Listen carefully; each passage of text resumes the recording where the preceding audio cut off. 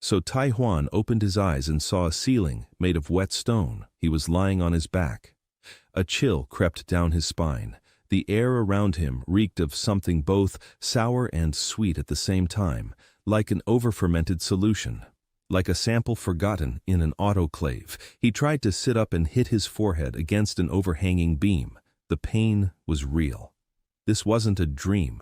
He was lying on the basement floor amid broken glass and wet rags.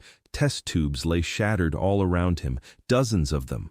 The liquid had seeped into the cracks in the stone floor and stank so thickly that he had to breathe through his mouth. His hands felt like someone else's, thin, dirty. A mark was blackened on his left wrist, 2 crossed-out circles. He didn't know what it meant, but the skin around it was inflamed. Fresh. Someone had branded it very recently. He found a crumpled piece of paper between his teeth, wrinkled, damp with saliva.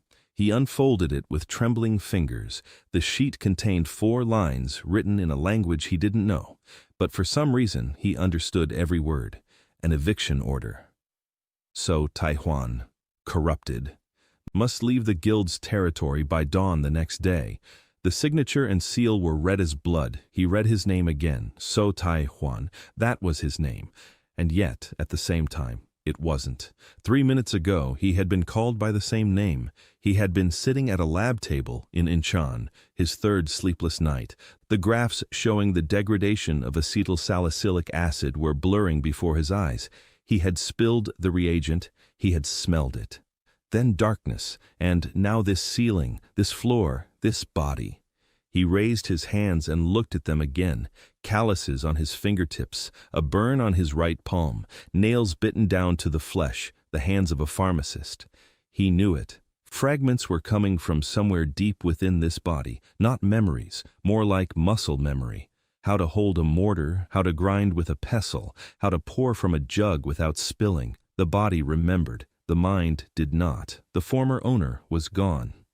Tai Huan sat in his basement, in his skin, with his brand on his wrist and the eviction order in his wet fingers. Panic came later.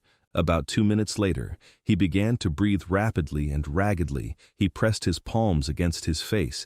He ran his fingers along his cheekbones and across his nose. A stranger's face, a stranger's bones, a stranger's jaw. His own face had been round and soft. This face was sharp, thin, hungry.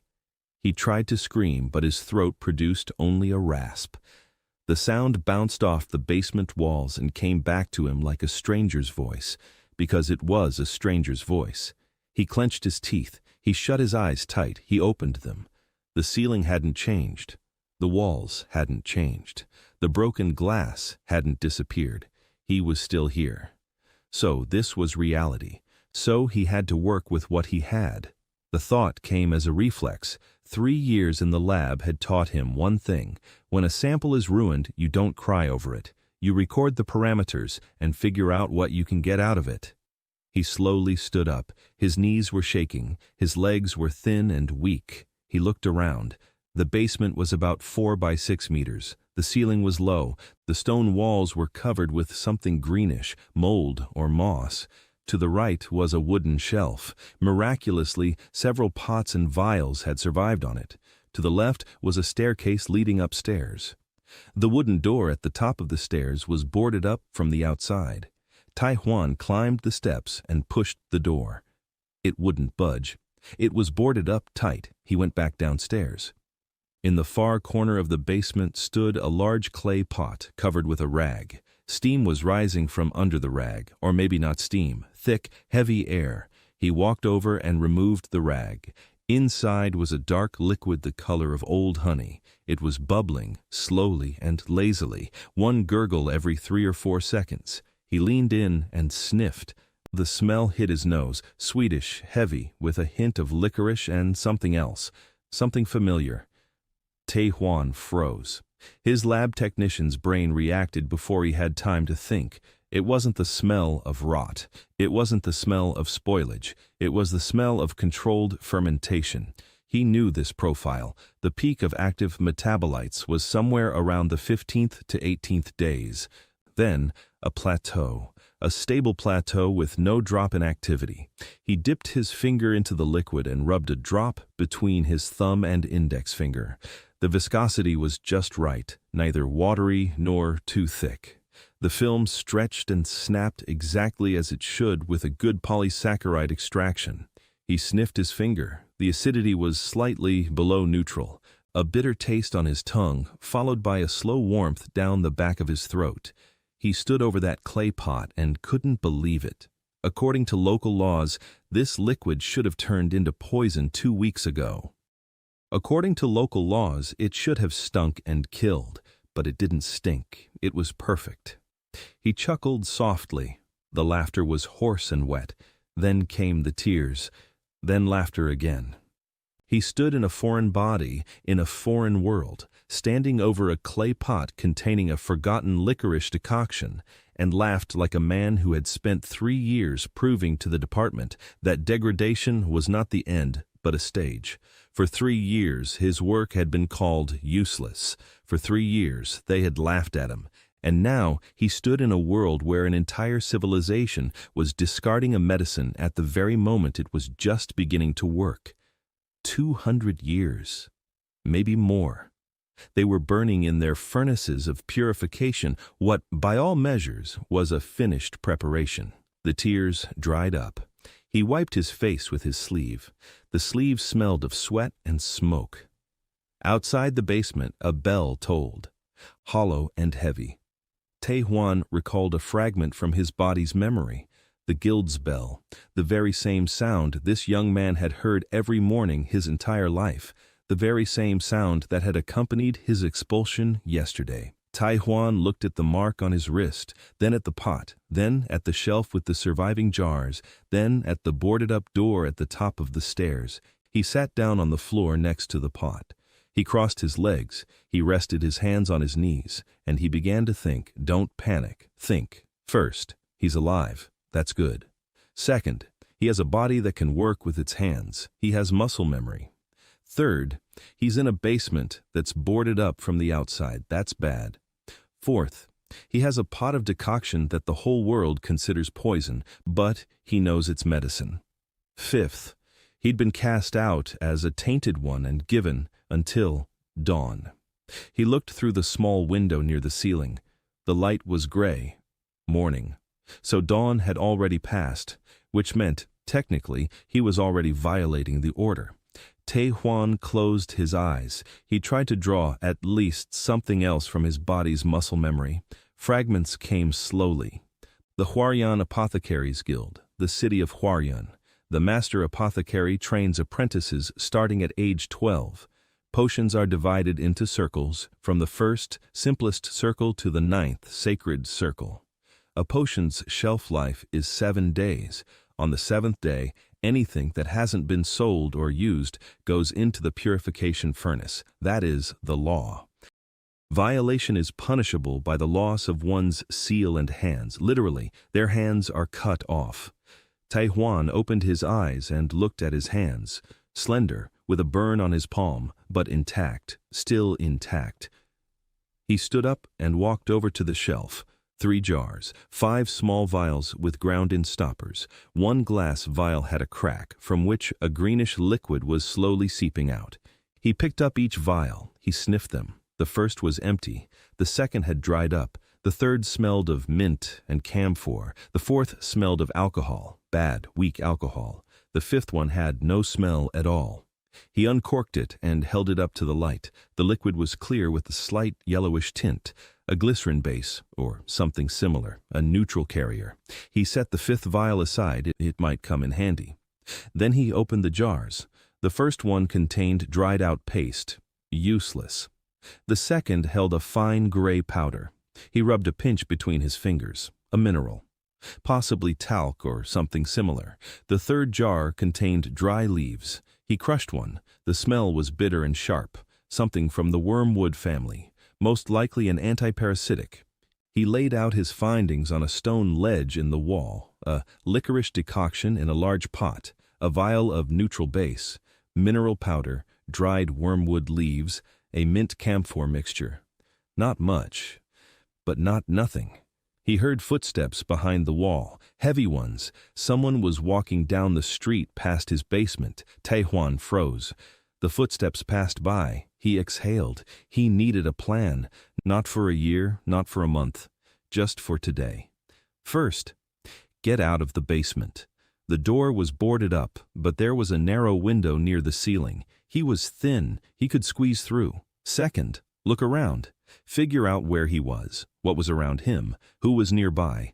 Third, don't draw attention to himself. He was tainted, an outcast. Anyone who saw his brand would know. Fourth, food. He hadn't eaten. His body hadn't eaten for at least a day. His stomach was cramping. Fifth, don't die. He approached the small window. He pulled himself up with his arms. His hands were shaking but held on. Outside the window was a narrow street, wet walls of houses, wooden awnings, mud on the pavement. Far to the left, the edge of a large building with a red roof was visible. The guild. He memorized the direction. He jumped back down. He examined the small window more closely. The stone around it was crumbling. Old mortar. If he chipped away at it, he could widen the opening. He picked up a shard of a broken glass bottle and began to scrape. The work was slow. Crumbs of stone fell onto his head. An hour later, he had widened the opening enough to squeeze his shoulders through. He climbed out onto the street. The light hit his eyes. He squinted. He opened his eyes slowly. The world before him was gray and wet and smelled of smoke and something sour. The slums. He was standing in the slums of Hwaryong. The street was empty. Early morning or late afternoon. He couldn't tell. Clouds covered the sky in an even layer.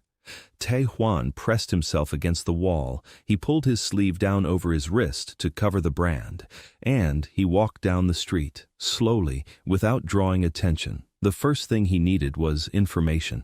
For 3 hours, he wandered through the slums, listening, watching. He memorized everything. The city of Hwaryong was medium-sized, 50,000 residents, maybe more. In the center stood the Apothecaries Guild building, a red roof, white walls, guards at the entrance. Around the guild were the shops of licensed apothecaries, clean, neat, with seals on the doors. Further from the center, the houses became shabbier. The slums began on the outskirts. His basement was at the very bottom. At the very bottom. He learned something else as well. There weren't many corrupted in the city, maybe a dozen. People with the mark weren't allowed to buy potions. They weren't allowed to enter licensed shops. They weren't allowed to consult the masters. They were trash, waste material. Taejuan climbed back into the basement through the window. He lay down on the floor. He closed his eyes. Hunger gnawed at him from within. He thought about the pot of licorice root decoction. Could he drink it? Theoretically, yes. Licorice isn't toxic in moderate doses. Fermentation might have increased the glyceric acid content, but given the pot's volume, the concentration shouldn't be critical. He stood up, walked over to the pot, scooped some up with his palm, drank it. The taste was rich and sweet, with a bitter aftertaste. Warmth spread through his throat and chest. His stomach stopped hurting after 10 minutes. He scooped up some more. He drank more slowly. He sat down by the wall. He leaned his back against the wet stone. For the first time in this endless day, he felt something resembling peace, not happiness, not relief, just the absence of sharp pain. A plan began to take shape in his head, not a plan to save the world, not a plan to take revenge on the guild, a plan for tomorrow. Tomorrow he'd start sorting through what was left on the shelves. Tomorrow he'd make a list of what could be found for free in the slums. Weeds growing between the stones, mold on the walls, rainwater, clay. Tomorrow he'll start working, because that's the only thing he knows how to do, and the only thing his body remembers. Behind the wall, the guild bell rang again, the evening bell. Taejuan looked at his hands in the dim light of the basement. Hands that weren't his own, but the hands of an apothecary. He clenched his fingers into a fist and unclenched them. Clenched and unclenched, then he quietly spoke a single sentence aloud. What would they do when he returned with what they had considered trash for 200 years? The voice was someone else's, the words were his. So Taiwan woke up in a stranger's body in a basement in the city of Huaryong, with the mark of the corrupted branded on his wrist and an eviction order. He discovered a pot of licorice root decoction that was 3 weeks old, which, according to the laws of this world, should be poison, but according to his knowledge from his past life, was a medicine at the peak of its potency. He surveyed the basement and the city and began planning his survival, relying on the only thing he had, his knowledge of how substances age. For the next 2 days, Tai Huan didn't leave the basement. He worked. First, he searched every nook, cranny, and crack in the walls. Under a broken shelf, he found a toppled clay jug with the remains of some oil, flaxseed oil, or something similar. The oil was old, rancid. Tai Huan held the jug to his nose and inhaled. The acid value was high. The oil had oxidized long ago. It was unfit for food. For other purposes, it was ideal. Oxidized fats produce aldehydes. Aldehydes destroy protein membranes. Protein membranes form the basis of 90% of the protective amulets in this world. He placed the jug of rancid oil on a shelf next to the licorice root decoction. Among the stones on the floor, he found a rag wrapped around 3 copper coins, money belonging to the body's former owner. He didn't know if it was a lot or a little. Near the staircase, he discovered a niche in the wall sealed with a stone. Inside the niche lay a bundle. He unwrapped it. 2 copper spoons. One was intact, the other had a greenish patina, copper oxide. He looked at the green spoon and mentally added it to his arsenal. Copper, when in contact with an acidic environment, produces salts that are antibacterial in small doses but toxic in large ones. Classic. On the second day, he turned his attention to the walls. The greenish film on the stones turned out to be more than just mold. He scraped off a little with his fingernail and rubbed it between his fingers. The smell was faint but distinctive, a fungus, some local species. The spores were large and oily. He collected the fungus in an empty vial. He didn't know why yet, but he knew that fungi are factories. Penicillin, after all, was once just mold on bread. By the end of the second day, he had his supplies. A pot of licorice root decoction at the peak of its potency, a jug of rancid oil, a vial of fungal spores, mineral powder, dried wormwood leaves, a mint camphor mixture, a vial of neutral base, 2 copper spoons, one of which was covered in oxide. 3 coins, not much, but Tai Huan knew one thing that no apothecary in this world knew. Time is a reagent. On the 3rd day, a debt collector came to the basement. Tai Huan heard him long before he saw him. Heavy footsteps on the stairs, the creaking of the planks nailed across the door, then blows, then a crash. The door burst open inward. Light flooded into the basement. A burly man stood in the doorway, as broad as a wardrobe. An amulet hung from a silver chain around his neck, round, engraved. Tai Huan read the symbols on the amulet and understood. Protection against 1st, 2nd, and 3rd circle poisons. Standard for people who work with apothecaries. The man descended the steps and stopped in the middle of the basement. He surveyed the walls, the floor, the shelf, and the pots. Then he looked at Tai Huan. Tai Huan was sitting on the floor against the wall, thin, dirty, and quiet. The man smirked. He said his term was up. He said that Seo Tai Huan owed the guild for training, materials, and damage to property. He named the amount. Tai Huan didn't know if it was a lot or a little, but from the tone of his voice he realized it was a lot. The man said he had come to take everything that was left, including the pots and the shelf, and even the stones from the walls, if necessary. Then he walked over and kicked Tai Huan in the leg. Not hard, just casually. The way you kick a dog out of the way. Tai Huan didn't flinch. He was staring at the amulet, thinking. The amulet protected against 1st, 2nd, and 3rd circle poisons. Poisons, that was the key word. The amulet reacted to alkaloids, to heavy toxins, to substances that local alchemy classified as poisons. It didn't react to things that local alchemy didn't consider poisons, because local alchemy didn't know that chamomile tea, when fermented for a long time near copper, turns into something interesting. Taihuan stood up. Slowly. The man didn't move. He just looked down at him. Taihuan walked over to the shelf. He picked up the small pot in which he'd placed the infusion just last night.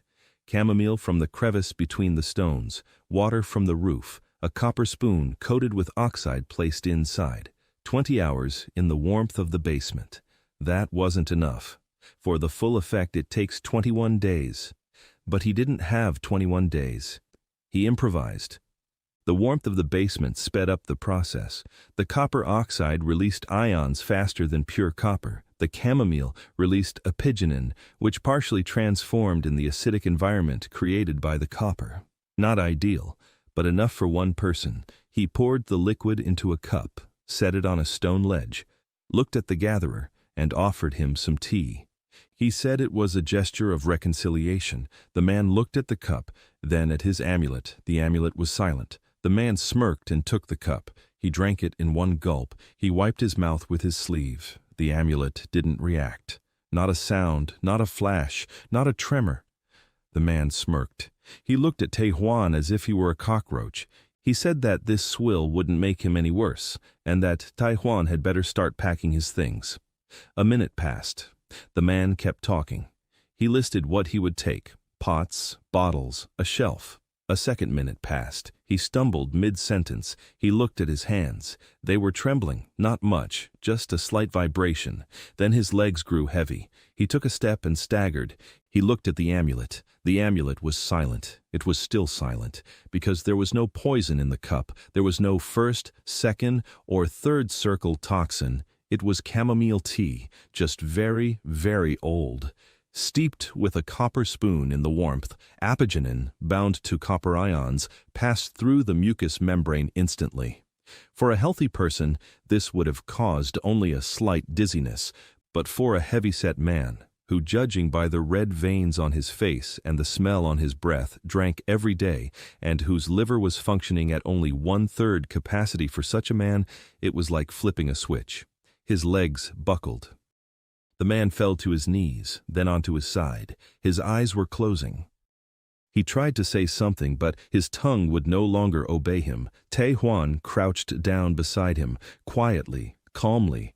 He told him it wasn't poison. He told him it was chamomile tea. Just 21 days in a warm place, in a clay pot, next to a copper spoon. He said the amulet detects poisons, and that this was just very old tea.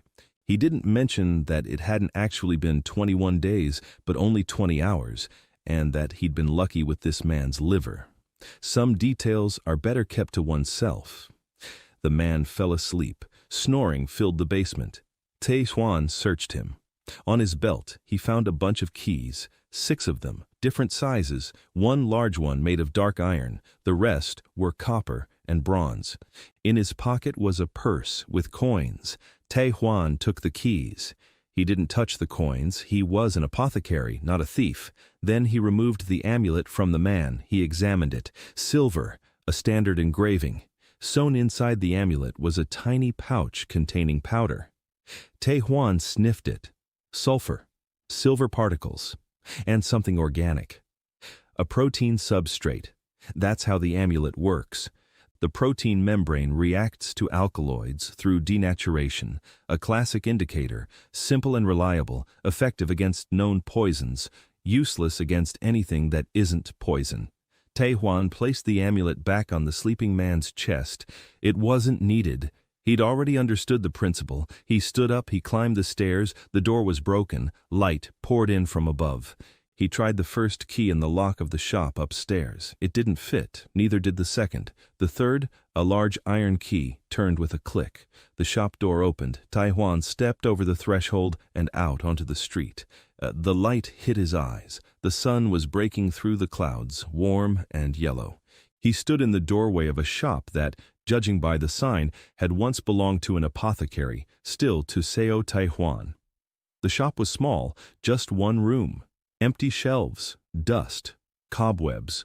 On the wall was the mark where a seal had been torn off.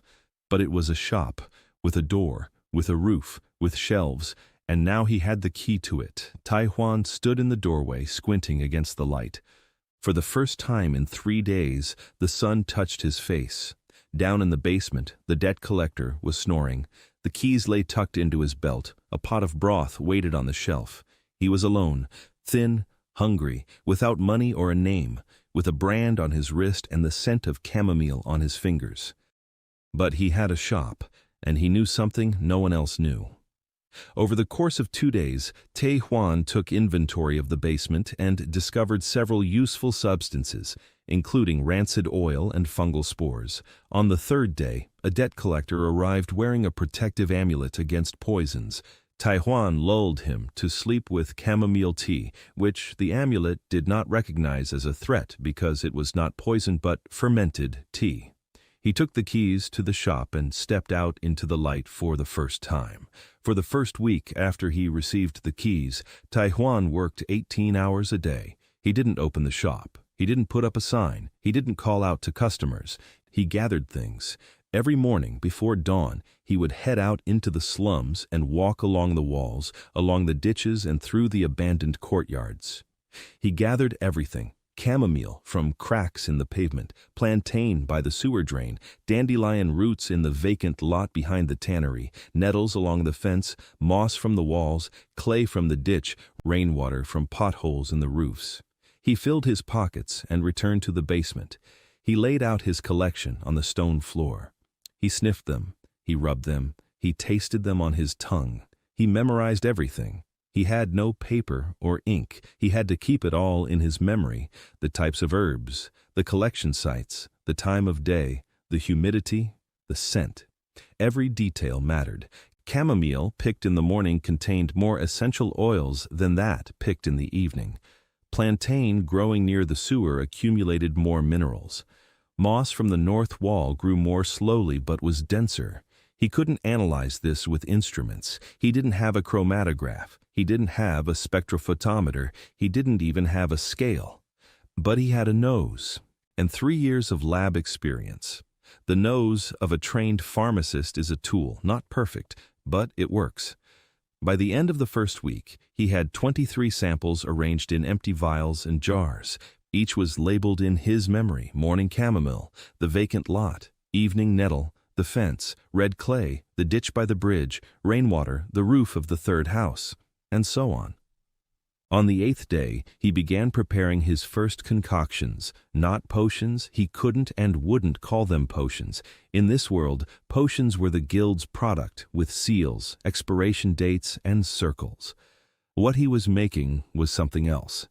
He was preparing infusions, decoctions, macerations, ferments, each in its own pot, each with its own regimen. One kept warm next to a copper spoon, another kept cool against the outer wall, a third in the light by the window, a fourth in complete darkness, covered with 3 layers of rags. Time was the key. Every other day, he checked each pot, he sniffed them, he looked at the color, he tested the viscosity, he noted the changes. 5 of the 23 samples had gone bad, completely. Rot, toxic mold, decay with no useful result. He poured them into the gutter. 3 more remained unchanged. Too soon. He had to wait. The remaining 15 were developing, slowly, in different ways, each in its own way. Taiwan watched them as if they were experiments. He committed them to memory. On the 10th day, he heard a cough, not his own.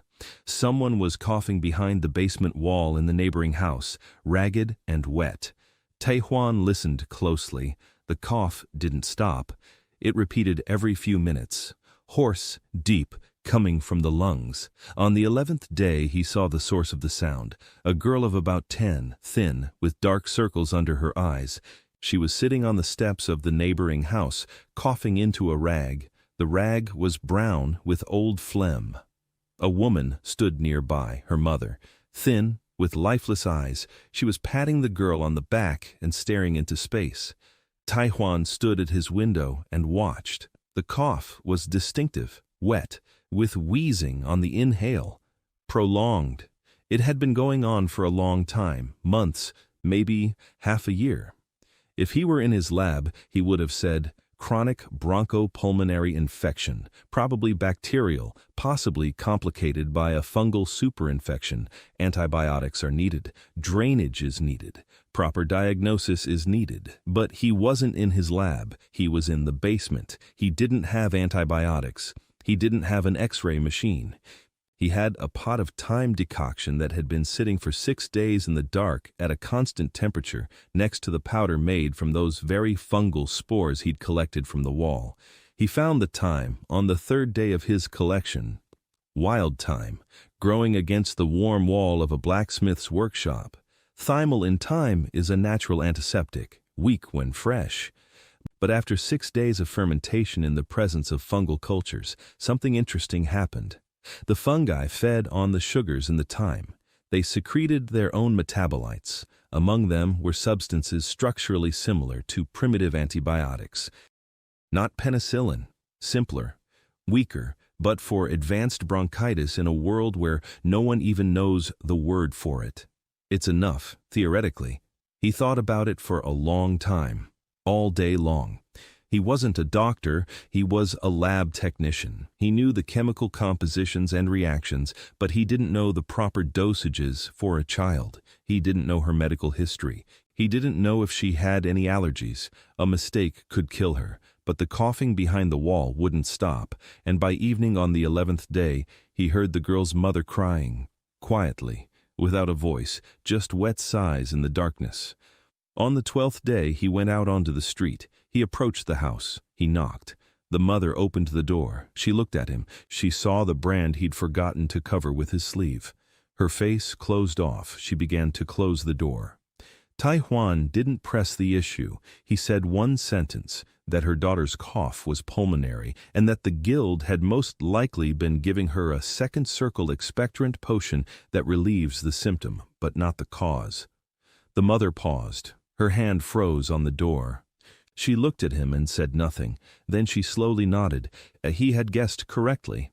Tai Huan asked how long the cough had been going on. She said 6 months. He asked what the guild had been giving her. She named 2 potions. He recognized both from his body's muscle memory. Both cleared phlegm. Neither addressed the cause. It's like giving cough syrup for pneumonia. Pointless, sometimes harmful. He returned to the basement. He took out a jar of thyme infusion that had been steeping for 6 days. He sniffed it. The color had darkened. The scent was richer, bitter with a hint of honey. The active metabolites were on the rise. Another 2 or 3 days, and they'd reach a plateau. He could have waited, but the coughing behind the wall was getting worse. He made his decision. He poured a little of the infusion into a small vial. He diluted it with rainwater in a 1-to-4 ratio. A child needs a mild dose. Better to give a little often than a lot just once. He added a drop of honey. He didn't have any honey. He had some licorice root decoction, which was sweet enough to substitute for it. 3 drops, for flavor and for an additional anti-inflammatory effect. He sealed the vial. He carried it to the neighboring house. The mother opened it right away. She had been waiting. He handed her the vial. He explained, 1 sip at a time. 3 times a day, in the morning, in the afternoon, and before bed. No more often. If the condition worsens, stop immediately. She took the bottle and looked at it. There was no guild seal on the bottle, no circle, not even a label, just a clay bottle with a dark liquid. She asked what it was. Tai Huan thought for a second. Then he said it was a tincture for external use. She could let her daughter smell it, or hold it to her throat. Topical use isn't subject to the freshness law. The mother understood. She nodded. She closed the door. Tai Huan returned to the basement and waited. 3 days. Every morning he listened at the wall. On the first day the cough was the same. On the second day it was a little quieter. On the third day he heard a pause. A long pause. 15 minutes without a cough. Then the coughing started again, but it was different. Drier, more productive. Her body had begun to fight back. On the 5th day after he'd given her the bottle, his mother came to him on her own. She stood by the basement window. She looked down. Her face wore an expression he couldn't read. She said her daughter had slept through the night.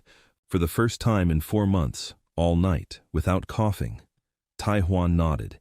He asked about the phlegm. His mother said the phlegm had become lighter, clearer. Good. The infection was receding.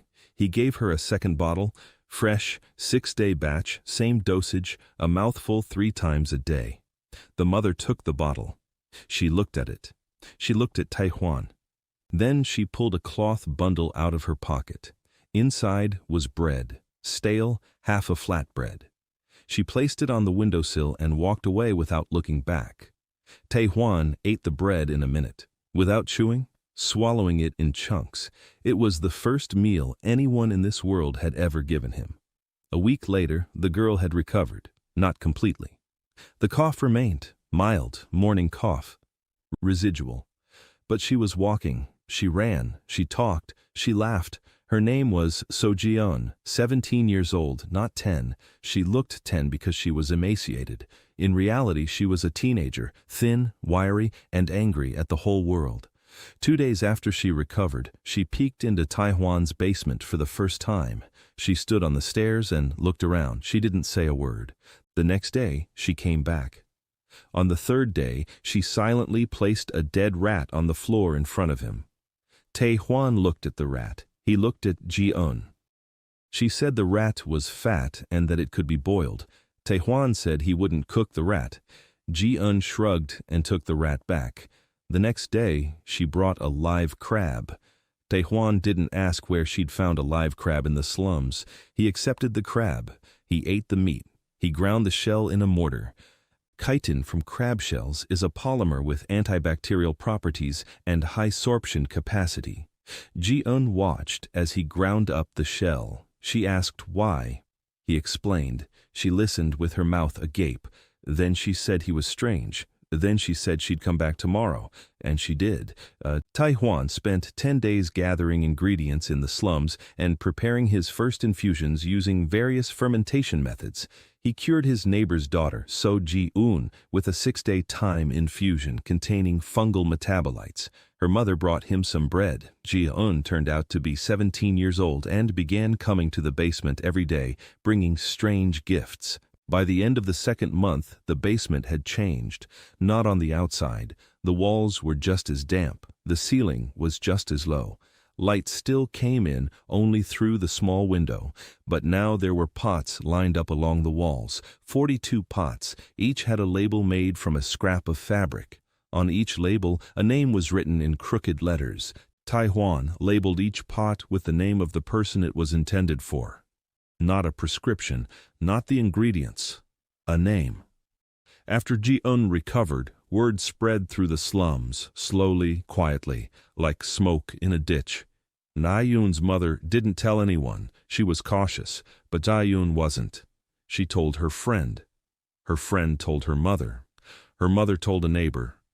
3 weeks later, an old man with sore knees came to the basement. Taihuan examined him. His knees were swollen. Hot, arthritis, chronic, long-standing. He gave the old man some ointment, rancid flaxseed oil mixed with wormwood powder and aged for 14 days. The aldehydes from the oil penetrated the skin. The wormwood provided an anti-inflammatory effect, not instantaneous, slow. But a week later, the old man came back. He was bending his knee, not fully, but he was bending it.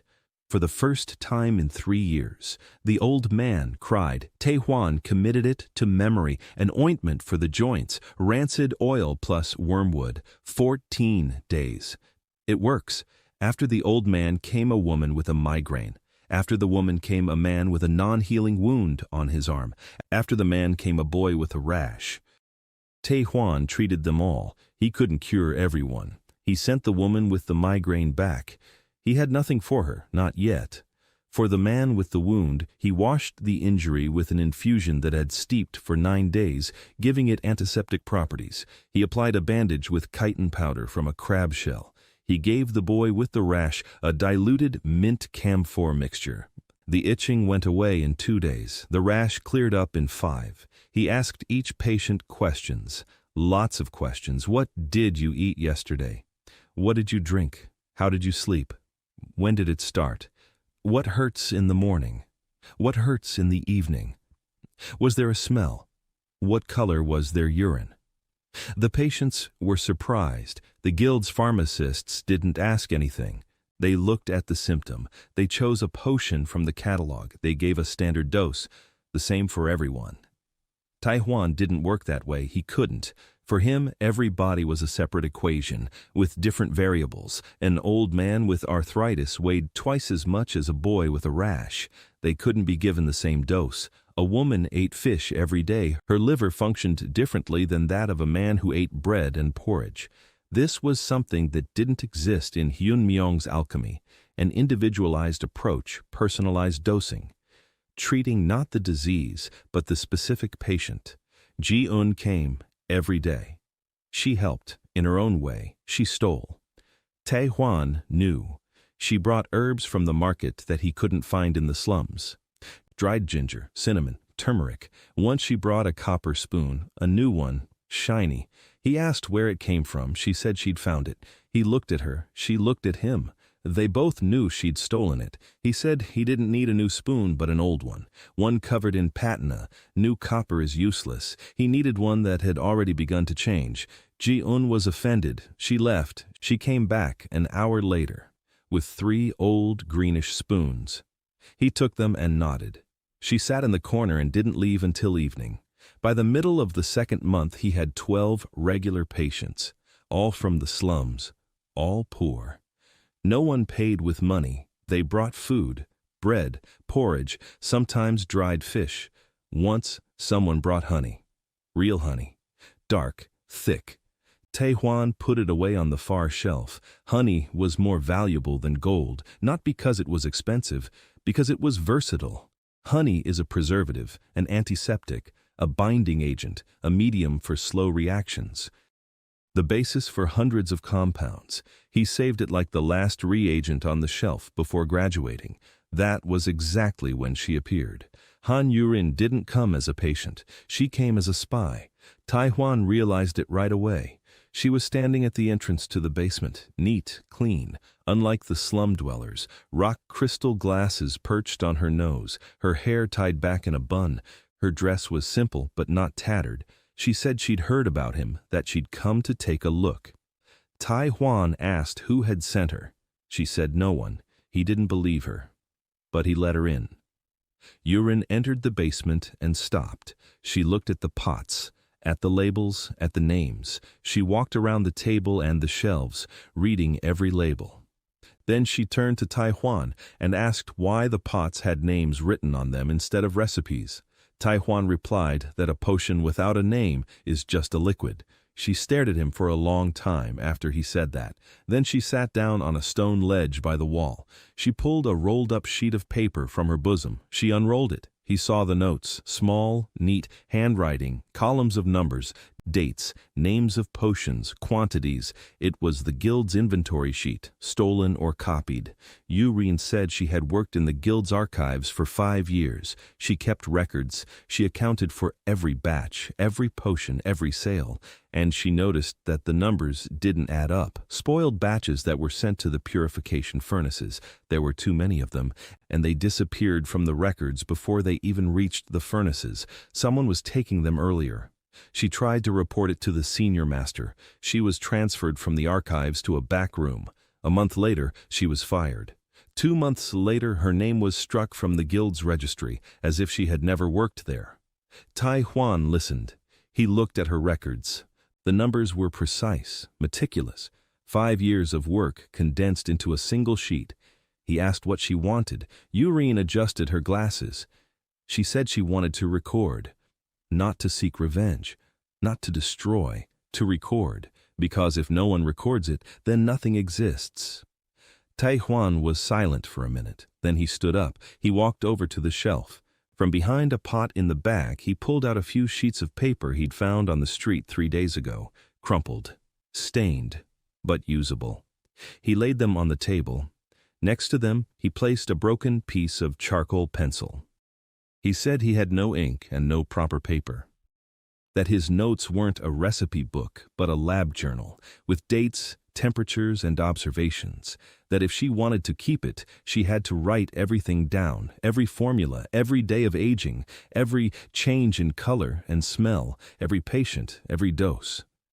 Yurin picked up the charcoal pencil. She looked at the paper. She looked at Tai Huan. Her hands didn't tremble. She began to write. The first line, date. The basement of Tai Huan's pharmacy. Inventory. She wrote for an hour, without stopping, without asking questions. She went around to every pot. She sniffed. She noted the color, the temperature of the wall next to the pot, the name on the label. When she finished, the sheet was filled on both sides with small, precise handwriting. She placed the sheet on the table and looked at Tai Huan. She said she would bring ink tomorrow. Tai Huan nodded. Yurin left. Jian, who had been sitting in the corner the whole time, watched her go. Then she looked at Tai Huan. She said that woman couldn't be trusted. Tai Huan didn't reply. He stood over the sheet Yurin had written and read it. Every line was precise. Every observation was accurate. She had seen what he had seen. She just described it differently, not in the language of chemistry, but in the language of numbers and facts. Yurin returned the next day, with ink, and the next day, and the next. A week later, they had a logbook. 2 weeks later, a stack of sheets bound with thread. A month later, Tai Huan couldn't imagine his basement without her handwriting on the shelves, walls, and pots. She had replaced the fabric labels with paper ones, with the patient's name, with the ingredients, with the date of preparation, with the date of dispensing, with notes. The basement began to resemble a laboratory, a small one, a dark one, a damp one, but a laboratory nonetheless. One evening, as they were both sitting at the table and Yurin was writing down the results of that day's patient examinations, she paused. She looked up. She looked at the row of jars with labels. Each one had a name.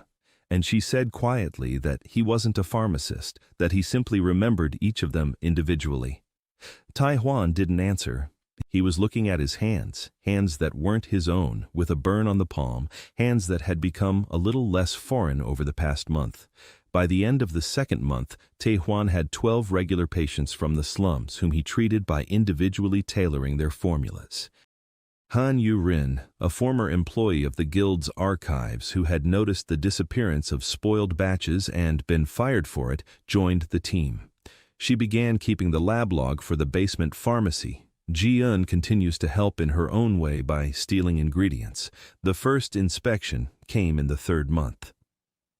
The guild inspector arrived unannounced. It was morning. Tai Huan was cleaning his mortar when there was a knock on the door of the shop upstairs, not the basement, but the shop. He climbed the stairs and opened the door. Standing on the threshold was a man in a blue robe with a silver seal on his chest. He was young, about 30 years old. His face was haughty, his eyes were piercing. A 3rd-rank inspector from the Huaryan Pharmacists Guild. He walked in without waiting to be invited. He surveyed the shop, empty shelves, dust, traces of an old sign. Then he looked at Tai Huan, at the brand on his wrist. He asked what he was doing there. Tai Huan replied that he lived there. The inspector asked if he had the right to occupy the premises of a licensed pharmacy while stripped of his status. Tai Huan said he occupied the basement, not the pharmacy. The pharmacy was empty, nothing was sold there. The inspector narrowed his eyes and asked what was in the basement. Tai Huan said his personal belongings were in the basement. The inspector asked what kind. Tai Huan said there were pots of water and dried herbs for personal use. The inspector demanded to see them. Tai Huan went down to the basement with him. The inspector stopped on the last step. He saw the pots. 42 pots, with labels. He walked over to the nearest one. He read the label. Name, date, ingredients. He removed the lid. He sniffed. His expression changed. He caught the scent. Sour, slightly sweet, heavy, the smell of an old infusion. The smell of something that, according to guild law, should have been destroyed 6 weeks ago. The inspector turned to Tai Huan. He asked what it was. Tai Huan was prepared for this question. He had been preparing for it since day 1. He said it was a tincture for external use, not a potion, not an elixir, not a remedy, a tincture for external use. The inspector asked what the difference was. Taehuan explained. According to the guild's bylaws, a potion is a substance intended for internal consumption or direct absorption through the mucous membranes. An elixir is a potent form of a potion containing a magical component. A remedy is any substance approved by a guild master and marked with the circle's seal. An infusion for external use falls into none of these categories. It is a household product, like soap, like a scouring powder, like floor cleaner. The Freshness Act applies to potions, elixirs, and remedies. It does not apply to household products. The inspector listened. His face was impassive. He knew Taehuan was right. Formally, legally, according to the letter of the charter, tinctures for external use were not regulated by the Freshness Act because, in the entire history of the guild, it had never occurred to anyone that someone would let them sit for weeks and use them for treatment. The inspector walked around the basement. He opened 3 more jars. He sniffed them. He glanced at the logbook lying on the table. Yu-Rin wasn't there. She came in during the day. The logbook was closed, but not hidden. Hiding it would have been a mistake. Secrecy invites suspicion. Openness is a defense. The inspector flipped through the logbook. He read the entries, dates, temperatures, ingredients, observations. Everything was described as a household remedy for external use, not a single mention of the words potion, treatment, or patient. Yu-Rin kept the log exactly that way. They had discussed this on the very first day. Each jar was described as an external use infusion. Every person who came in was described as a visitor, not a patient. Each dispensing was described as the transfer of a household remedy for personal use. The inspector closed the log. He put it back. He looked at Taehuan for a long time, silently. He understood what was going on. He wasn't stupid, but he had no legal grounds. Formally, there wasn't a single violation in this basement. A wayward boy keeps jars of household infusions for external use in the basement. He has the right to do so. The stigma strips him of his status as a pharmacist, but doesn't prohibit him from storing herbal infusions. The inspector left. Silently, he climbed the stairs, went out onto the street, closed the shop door. Taehuan stood in the basement and listened to his footsteps fade away. Then he sat down on the floor.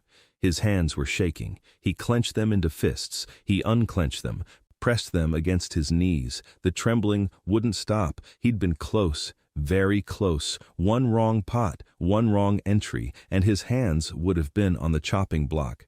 An hour later, Yu-Rin arrived. He told her what had happened. She nodded, adjusted her glasses, opened her logbook, finished writing a line. Visit by a third-rank inspector. No violations found. Then she looked at Taehuan and said they needed a storage system that separated the finished concoctions from those still maturing, so that during the next inspection, the inspector would see only household products and not the laboratory. Taehuan agreed. They spent 2 days reorganizing the basement. The finished infusions were moved to the shop upstairs, on empty shelves, without labels, just bottles lined up in a row. Household products, scouring powders, cleaning infusions, nothing suspicious. Only the jars that were still maturing remained in the basement. They smelled, but the smell could be explained by dampness and mold. Basements in slums stink. That's normal. The 3rd month, the days passed. The stream of patients grew, slowly but surely. 20 people, 25 by the end of the 3rd month, 30. Taehuan couldn't handle it alone. Yu-Rin kept a log, but couldn't help with the formulations. She didn't know how. Ji-On carried the ingredients, but didn't understand why. He needed someone who could work with their hands to mix, filter, pour, and monitor the temperature. He didn't find that person. That person found him. Or rather, she found him. In the 12th week, a stretcher stopped at the shop's entrance. 2 porters set it down on the ground and left. A young woman lay on the stretcher, thin, pale, with her eyes closed. A servant stood nearby, not young, with a weary face. He said his mistress's name was Park Mina, that she was 19 years old, that she was the daughter of the merchant Park Jinsu, that 6 months ago she had stopped speaking. The guild had been treating her for 4 months, potions for nervous disorders, potions for melancholy, potions for feminine frailty. Nothing helped. The servant said that his master had sent his daughter here because he'd heard rumors that there was a man in the slums who could cure what the guild couldn't. Taejuan looked at Min-ah. She was lying there with her eyes closed. Her breathing was even. Her pulse at her neck was steady. She wasn't unconscious. She just didn't want to open her eyes. He asked the servant to help carry her down to the basement. The servant looked at the basement, at the damp walls, at the pots, at the smell. His face twisted in disgust, but he obeyed. They laid Min-ah on a mattress that Taejuan had pulled out from the corner. The servant left. He said he'd be back in a week. Taejuan sat down next to Min-ah. She lay there with her eyes closed. He didn't touch her. He didn't ask any questions. He didn't give her any medicine. He just sat there and worked. He ground herbs in a mortar. He poured out infusions. He checked the pots, in silence. 3 hours later, Min-ah opened her eyes. She looked at the ceiling, then at the walls, then at Taejuan. He didn't turn around. He didn't look at her. He kept working. She closed her eyes again. The next day, the same thing happened. He worked. She lay there. She opened her eyes. She looked. She closed them. On the third day, she sat up, silently.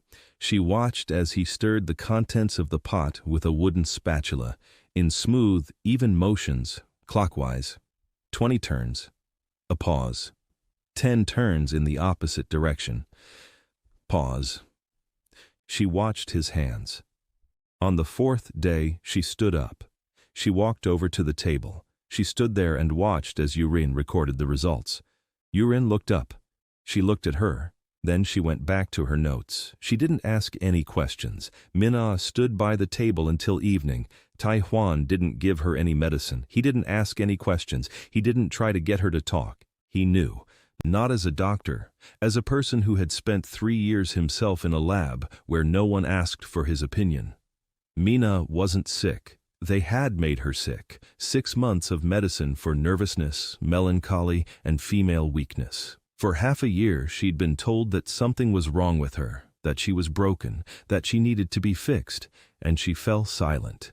Not because she couldn't speak, but because every word she uttered came back to her in the form of a diagnosis. He treated her with silence, with his presence, by letting her sit in the corner and watch while no one asked what was wrong with her.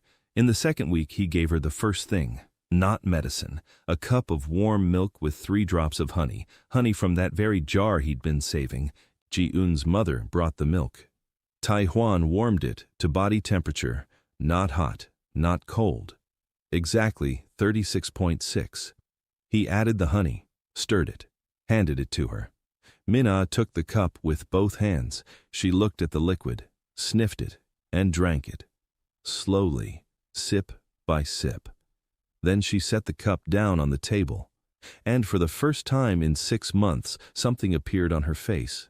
Not a smile, not tears, just an expression, a living expression on a living person's face. Taejuan turned away and went back to work. Yurin made a note in the log. Park Mina, day 14, warm milk. Honey, positive reaction. Ji-eun, who had been watching all this from the corner, snorted. She said it wasn't a treatment, but nonsense. That milk with honey wasn't a magic potion. Taejuan didn't reply. He knew Ji-eun was wrong and that she would come to understand that, too. Just not right now. In the 4th month, Min-ah spoke. Not as Taejuan had expected, not his name, not a request, not a thank you. She stood by the table, watching Yurin copy out the week's results onto a clean sheet of paper. Yurin dipped her pen in ink and reached for the inkwell on the edge of the table. The inkwell wobbled. Yurin flinched, and Min-ah said one word, carefully, quietly, hoarsely, like someone who had forgotten how to use her own throat. Yurin froze. The pen stopped above the paper. A drop of ink fell onto the sheet and spread into a blot. No one moved. Jihan sat in the corner, chewing a cracker. She stopped chewing. Mina stood there, staring at the pot. There was nothing unusual about her expression. She had simply said a word, as if she said it every day. Taihuan didn't turn around. He stood with his back to her, grinding a root in a mortar. He heard her, but he didn't turn around, because if he had turned and looked at her with the expression that was now on Yurin and Ji-eun's faces, that wet, shaken expression, Ming-ah would have fallen silent again. She had spoken because it was safe, because no one expected her to say anything, and Taihuan had no intention of disrupting that. He kept grinding the root, with steady movements, in a circle. A minute later, Mina said her second word, "Pot." She pointed to the one that was wobbling. Yurin said it more steadily. Mina nodded and sat back down in her corner. The next day, she said 3 words. A week later, 10. 2 weeks later, she spoke her first complete sentence. She said she wanted to help. Taihuan gave her a mortar, a heavy stone mortar and a pestle. He showed her how to grind. 20 turns clockwise. Pause. 10 counterclockwise. Pause. Min-ah took the pestle in both hands and began to grind. Her movements were clumsy, weak. The merchant's daughter's hands were unaccustomed to such work, but she ground away, silently, intently. An hour, 2, 3. By evening, she had calluses on her palms. She looked at them, then at Taihuan's palm, at his calluses and the burn. And for the first time since she'd been in the basement, something resembling a smile appeared on her face. Not joy, recognition. She realized that hands could ache from work, not from treatment. The servant Min-ah came every week. He brought money from the merchant Park Jinsu. Taihuan wouldn't take it. He refused every time. The servant would leave and return a week later with a larger sum. Taihuan would refuse again. On the 4th visit, the servant came not with money, but with a note from the merchant himself. Taihuan read it. The merchant wrote that he was grateful, that he was ready to offer his support, that he could arrange for the delivery of any ingredients from any city on the continent. Taihuan folded the note. He thought for a moment. Then he asked Yurin to make a list, not of ingredients, of tools. He needed scales, precise ones, apothecary scales. He needed copper vessels, 3 sizes. He needed glass, clear glass, without bubbles to observe the reactions. He needed paper, lots of paper, and ink, and candles, and fabric for filtering. Yurin wrote the list. Her handwriting was neat and small. Taihuan dictated. Ji-eun listened from the corner and snorted at every new item. When he mentioned the glass vessels, she couldn't hold back. She said you could buy a house for that kind of money. Taihuan replied that he already had a house. He needed a laboratory. The list was sent off with the merchant. 10 days later, the first shipment arrived. 2 boxes, wrapped in rags and straw. Taihuan unwrapped each item as if it were a gift. Scales. Small ones, bronze, with a set of weights. He placed them on the table and aligned them. He checked their accuracy. The deviation was within acceptable limits. For this world, it was the highest precision. For him, it was better than nothing. The glass vessels were rough, thick-walled, with uneven edges, but transparent. He could see the color of the liquid without opening the lid. That changed everything. Before, he'd open every jar to check its condition. Every time he opened one, it meant contact with the air, a change in the environment, a disruption of the conditions. Now he could observe without interfering. Like a scientist, Yurin looked at the scales, at the glass, at the way Taihuan arranged everything on the table. She said it looked like a real pharmacy. Taihuan shook his head. He said it looked more like a laboratory. A pharmacy sells, a laboratory studies. For now, he was just studying. In the 5th month, what Taihuan had both been waiting for and dreading happened. She arrived. Li Ha-Newell stood at the shop door. Tall, thin, in a gray hooded cloak. The hood was pulled low, but Taihuan saw the scar, a thin white scar running from her collarbone to her throat, a ritual scar. He recognized it from fragments of his body's memories, the mark of the priestess Manhwa the Radiant, a priestess who had undergone her first initiation rite. She entered without asking. She closed the door behind her. She pulled back her hood. Her face was pale. Her hair was light, almost white. Her eyes were gray. There were dark circles under her eyes. On her neck, besides the scar, a rash was visible. Fine, reddish. It spread from her collarbone down toward her chest. She said she needed help.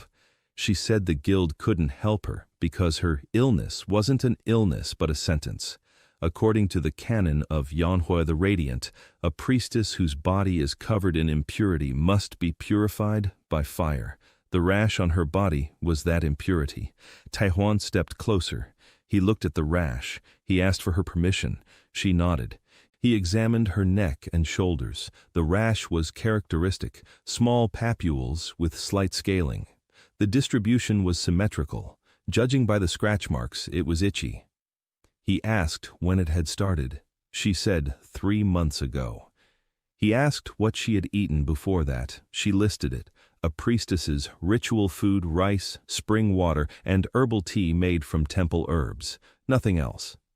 Taehwan listened. He asked more questions about her sleep, her stool, and the smell of her sweat. She answered calmly, without embarrassment, like someone accustomed to the fact that her body belonged not to her, but to the goddess. He walked over to the table, sat down, thought. Yurin stood by the shelf and watched in silence. Ji-eun had left as soon as she saw the priestess's scar. Min-ah sat in the corner, rubbing a mortar. Taehwan thought for 5 minutes.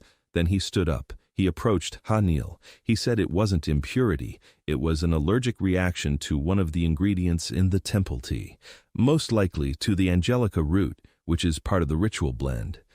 3 months of daily consumption in the confined space of the temple, without proper ventilation and on a meager diet. Her liver can't keep up. Toxins are being excreted through her skin. Hanil looked at him, silently, for a long time. Then she asked how he knew the ingredients of the temple tea. Taehwan didn't answer that question. Instead, he asked when she last ate meat. Hanil said that priestesses don't eat meat. Taehwan nodded. He asked when she had last been in the sun for more than an hour.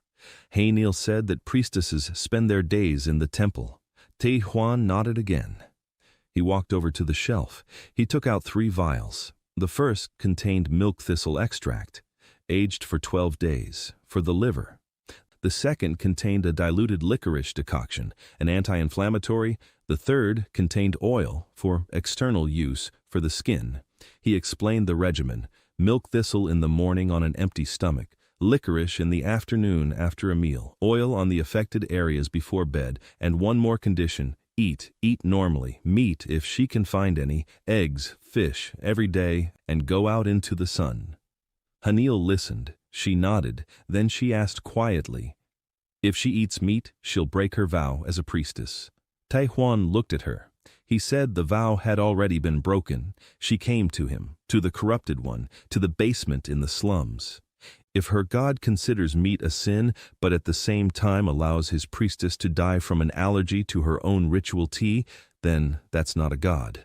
That's a bad pharmacist. Hanil looked at him. Something flickered in her gray eyes, not resentment, not anger, something like a crack in a wall that had been held shut from the inside for 26 years. She took the vials, tucked them under her cloak, pulled up her hood, left. Yurin waited until the footsteps faded. Then she approached Taehwan. She said that he had just declared war on one of the 9 living gods.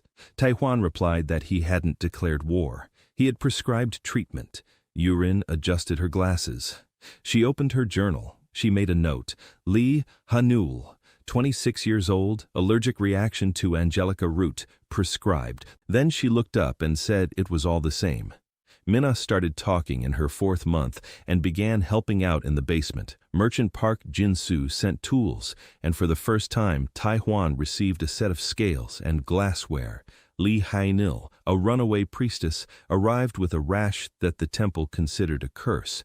but Tai Huan diagnosed as an allergy to ritual tea. Hanyul returned a week later. The rash had faded. It hadn't disappeared, but it had faded. The itching had gone away on the third day. She told him this in a calm voice while standing at the door without coming in. It was as if the threshold were a boundary she hadn't yet dared to cross a second time. Taehuan invited her in. He examined her neck. The papules had shrunk. The flaking had almost cleared up.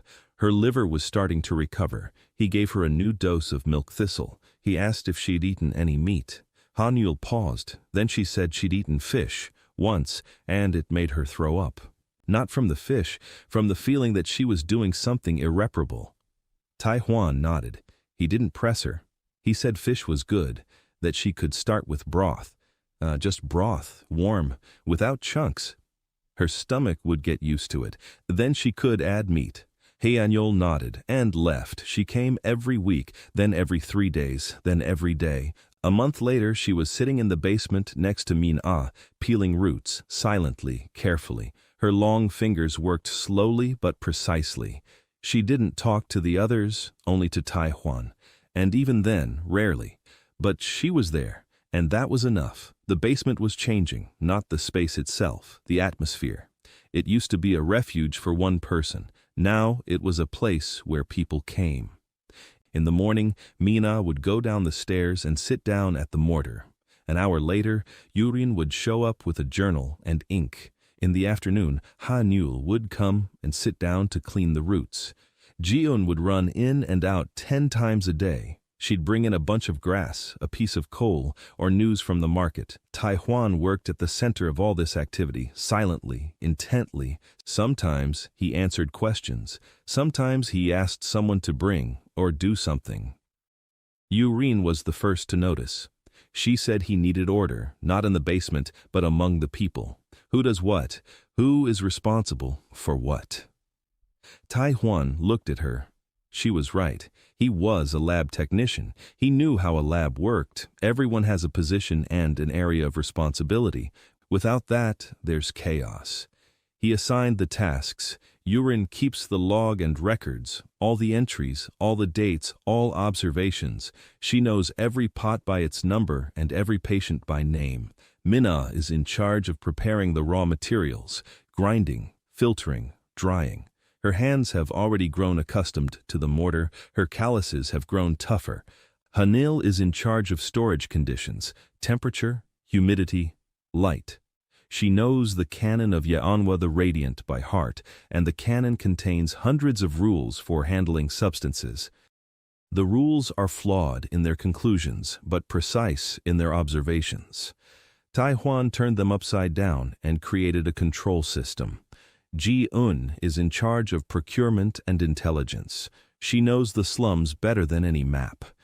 She knows where everything grows, who's sick with what, and who's watching whom. Ji-un herself didn't realize she was now part of the system. She thought she was just visiting. The 6th month, the number of patients reached 40, then 50. Word spread no longer just through the slums. Merchants from the lower market, the laundresses from the neighborhood by the river, the fishermen from the pier, people who couldn't afford the guild's potions, or those for whom the guild's potions didn't work. They came quietly, one at a time. They knocked with a secret code, 3 knocks, a pause, 2 knocks. Ji-un had come up with it. Taehuan received each one. He examined them. He questioned them.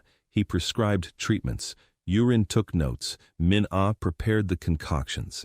Hanil kept an eye on the pots. It worked, slowly, quietly, like fermentation in a dark corner. But in the 7th month, the Inquisition of Freshness arrived. Not an inspector, not an inspection. The Inquisition, Taehuan found out about it 2 days later. Ji-un came running, out of breath, and said that riders in white cloaks with silver masks had been spotted on the northern road. 4 of them. Inquisitors usually rode in pairs. 4 was serious. Taehuan sat down on the basement floor. He closed his eyes. He thought, the Inquisition of Freshness isn't an inspection. An inspection checks paperwork. The Inquisition checks for scent. Each inquisitor's nose is tuned to a specific spectrum. They can sense old matter from a distance, just as dogs sense fear. Only they sense time. A legal loophole involving external application won't work. The Inquisition isn't subject to the Guild's charter. It reports directly to the Church of Manhwa, the Radiant. To them, any substance older than 7 days is an abomination, not a crime. An abomination. And abominations aren't put on trial. Abominations are burned. Taehuan had 2 days. He spent the first one observing. Ji-eun watched the Inquisitors from the rooftops. She was small and quick, and knew how to stay out of sight.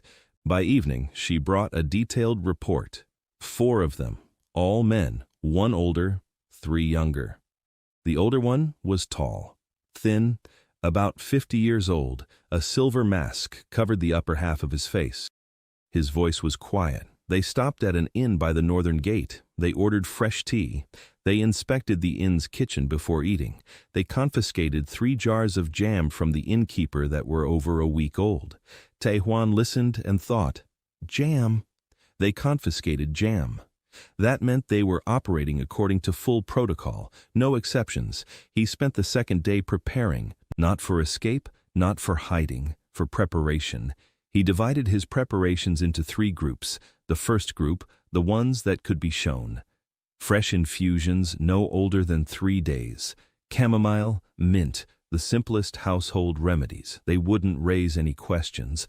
The second group, the ones that needed to be hidden, long-term fermented preparations, vials at the peak of their potency, customized concoctions for patients, the most valuable items. Hanil suggested a place, an old temple hiding spot. She knew the location of every Yanhua hiding spot in the city. The priestess remembered what the church would rather forget. There was a niche under an old well 2 blocks from the basement. Dry, cool, perfect for storage. They carried 26 jars in a single night. Minna carried 2 at a time, silently. Without complaint, her arms were already strong. The third group, the most important, 8 small vials. Taehuan had been preparing them for 2 weeks, ever since the day he first heard the word Inquisition from a merchant at the market. 2 weeks. He didn't know how many there would be. He didn't know when they would come, but he knew they would come. And so he began brewing. 8 vials, each labeled not with a name, but with a number. 1, 2, 3, 4, 5, 6, 7, 8. Yurin asked why there were 8 if there were only 4 inquisitors. Taehuan replied that 4 were for them and 4 were in case he'd made a mistake. Yurin looked at him over her glasses. She wrote it down in the log. 8 vials. Purpose not specified. The Inquisition arrived at dawn. Taehuan hadn't been sleeping. He was sitting in the shop upstairs, not in the basement, in the shop. On the shelves stood bottles containing 3-day infusions, chamomile, mint, plantain, all fresh, all within the law. The door to the basement was closed. Behind it, there was a smell of dampness and mold, nothing but dampness and mold. Taehuan had spent the night scrubbing every stone with a solution of vinegar and wormwood. The smell of the old concoctions was gone, or almost gone. The knock on the door was quiet, polite, 3 even knocks. Taehuan opened the door. Standing on the threshold was the senior inquisitor. Without a mask, his face was ordinary, not evil, not cruel, the face of a tired man who had been doing what he believed to be right for far too long. His eyes were calm, wrinkles around his mouth, thin lips. He was about 50. Behind him stood 3 junior inquisitors, wearing masks, motionless. The senior inquisitor introduced himself, Yun Kyung-ho, Supreme Inquisitor of Freshness for the Western Frontier. He didn't shout, he didn't demand, he asked permission to enter. Politely, like a guest, Taehuan let him in. Alone, the junior inquisitors remained outside. Yun Kyung-ho entered the shop. He looked around. He looked at the shelves, at the vials. He walked over to the nearest one, opened it, sniffed it, closed it, moved on to the next one, opened it, sniffed it, closed it. He checked every vial, 12 of them, all fresh, all within 7 days. Not a single one triggered a reaction. Then he looked at the door to the basement. He asked what was downstairs. Taehuan said it was the basement, damp, empty. Yun Kyung-ho asked permission to go down. Tae-hwan opened the door. They went down together. The basement was clean, relatively speaking. The walls were damp, the floor was stone, a few empty pots on a shelf, a table, a chair, a mortar, nothing suspicious. Yun Kyung-ho stood in the middle of the basement and breathed, slowly, deeply. His nostrils flared, he was sniffing the air. Tae-hwan watched. Vinegar and wormwood overpowered the background odor, but Tae-hwan knew that an inquisitor's nose was no ordinary nose. 20 years of training. Yun Kyung-ho closed his eyes. He stood like that for a minute, then he opened them. He looked at Tae-hwan and said that 3 days ago this basement had smelled different. Tae-hwan didn't flinch. He replied that 3 days ago he had cleaned the basement because rats had gotten in. Yun Kyung-ho nodded. He didn't believe it, but he nodded. Then he sat down on a stone ledge by the wall. He folded his hands in his lap, and he spoke, not like an inquisitor, like a human being. He told him that 20 years ago his wife and 2 children had died from a potion that had sat on the shelf for 9 days instead of 7. The pharmacist had forgotten to check the expiration date, or perhaps he hadn't forgotten but decided that 2 days didn't matter. His wife drank it. His children drank it. By morning, all 3 were dead. Yun Kyung-ho fell silent. He stared at his hands. Then he continued. He said that ever since then, for 20 years, he had been searching for and destroying anything that smelled off, anything that had been sitting on the shelf longer than it should have, anything that might kill someone else's wife and someone else's children. Tae-hwan listened, silently. He didn't interrupt. He didn't argue. He didn't try to explain that those 2 extra days on the shelf might not have been the cause of death, but simply a coincidence. That the pharmacist might have made a mistake not with the expiration date, but with the ingredients. That freshness is no guarantee of safety.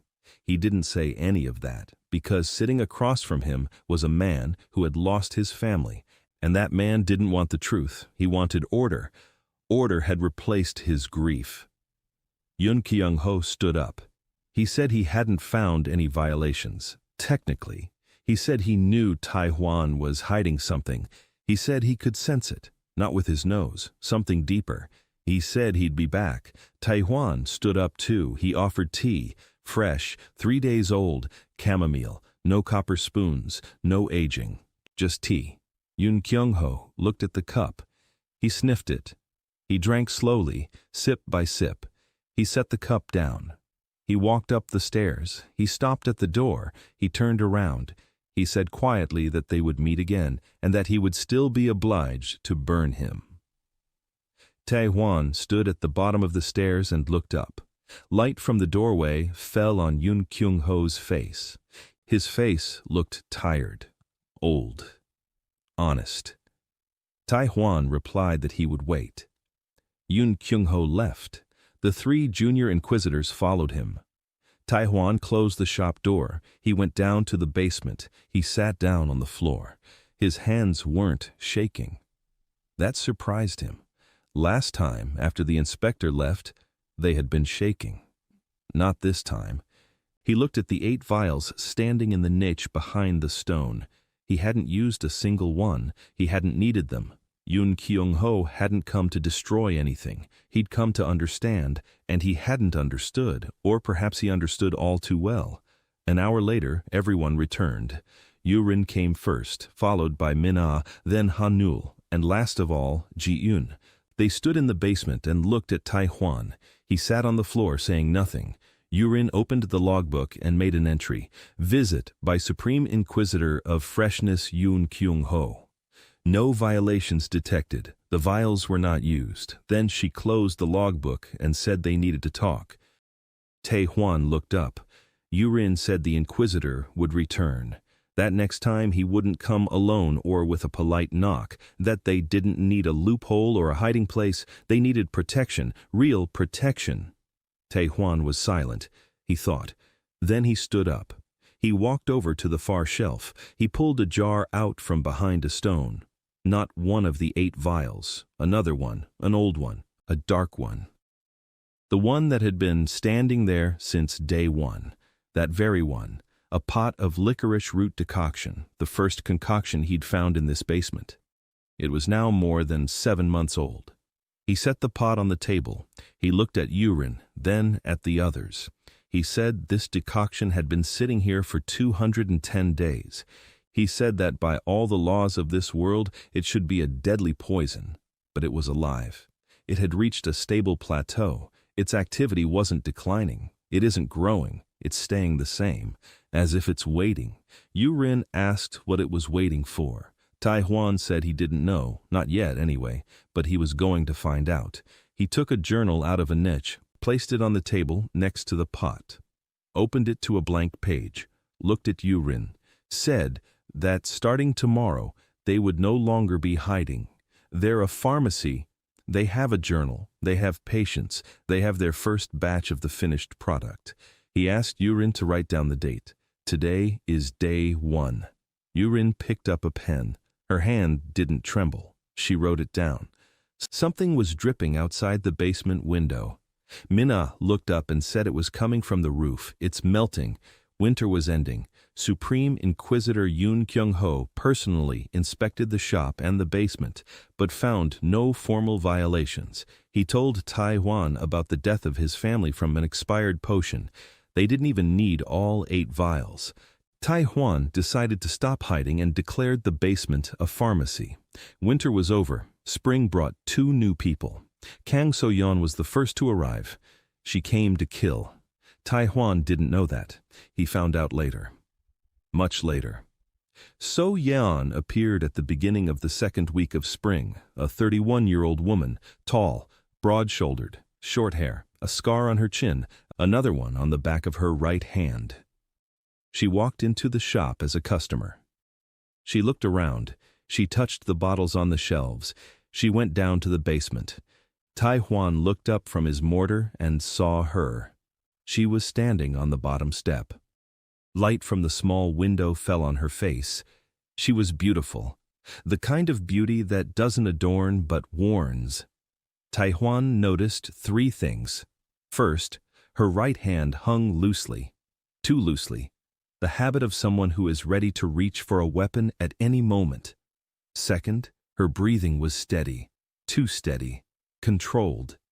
Third, her hands were trembling, slightly, almost imperceptibly, but they were trembling.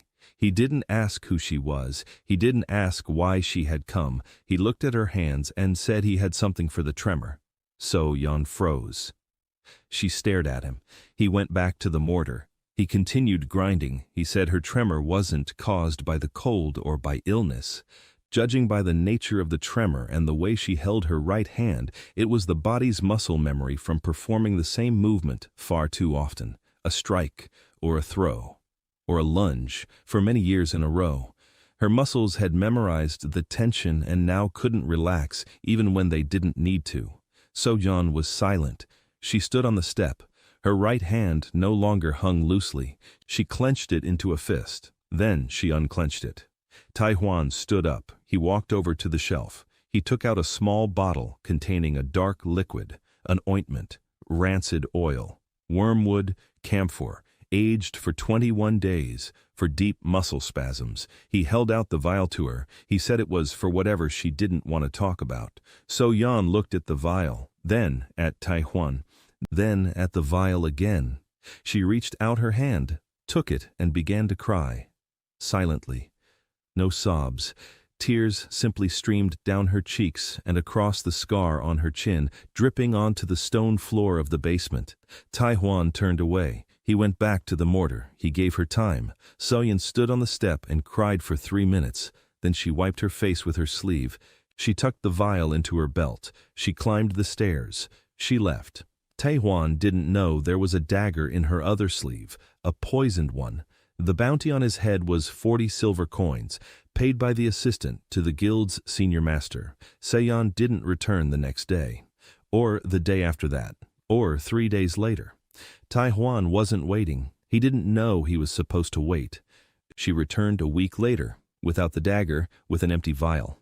She said the ointment was gone, that her hands were shaking less, that she'd slept 2 nights in a row without nightmares. For the first time in 3 years, Tai Huan gave her a new vial.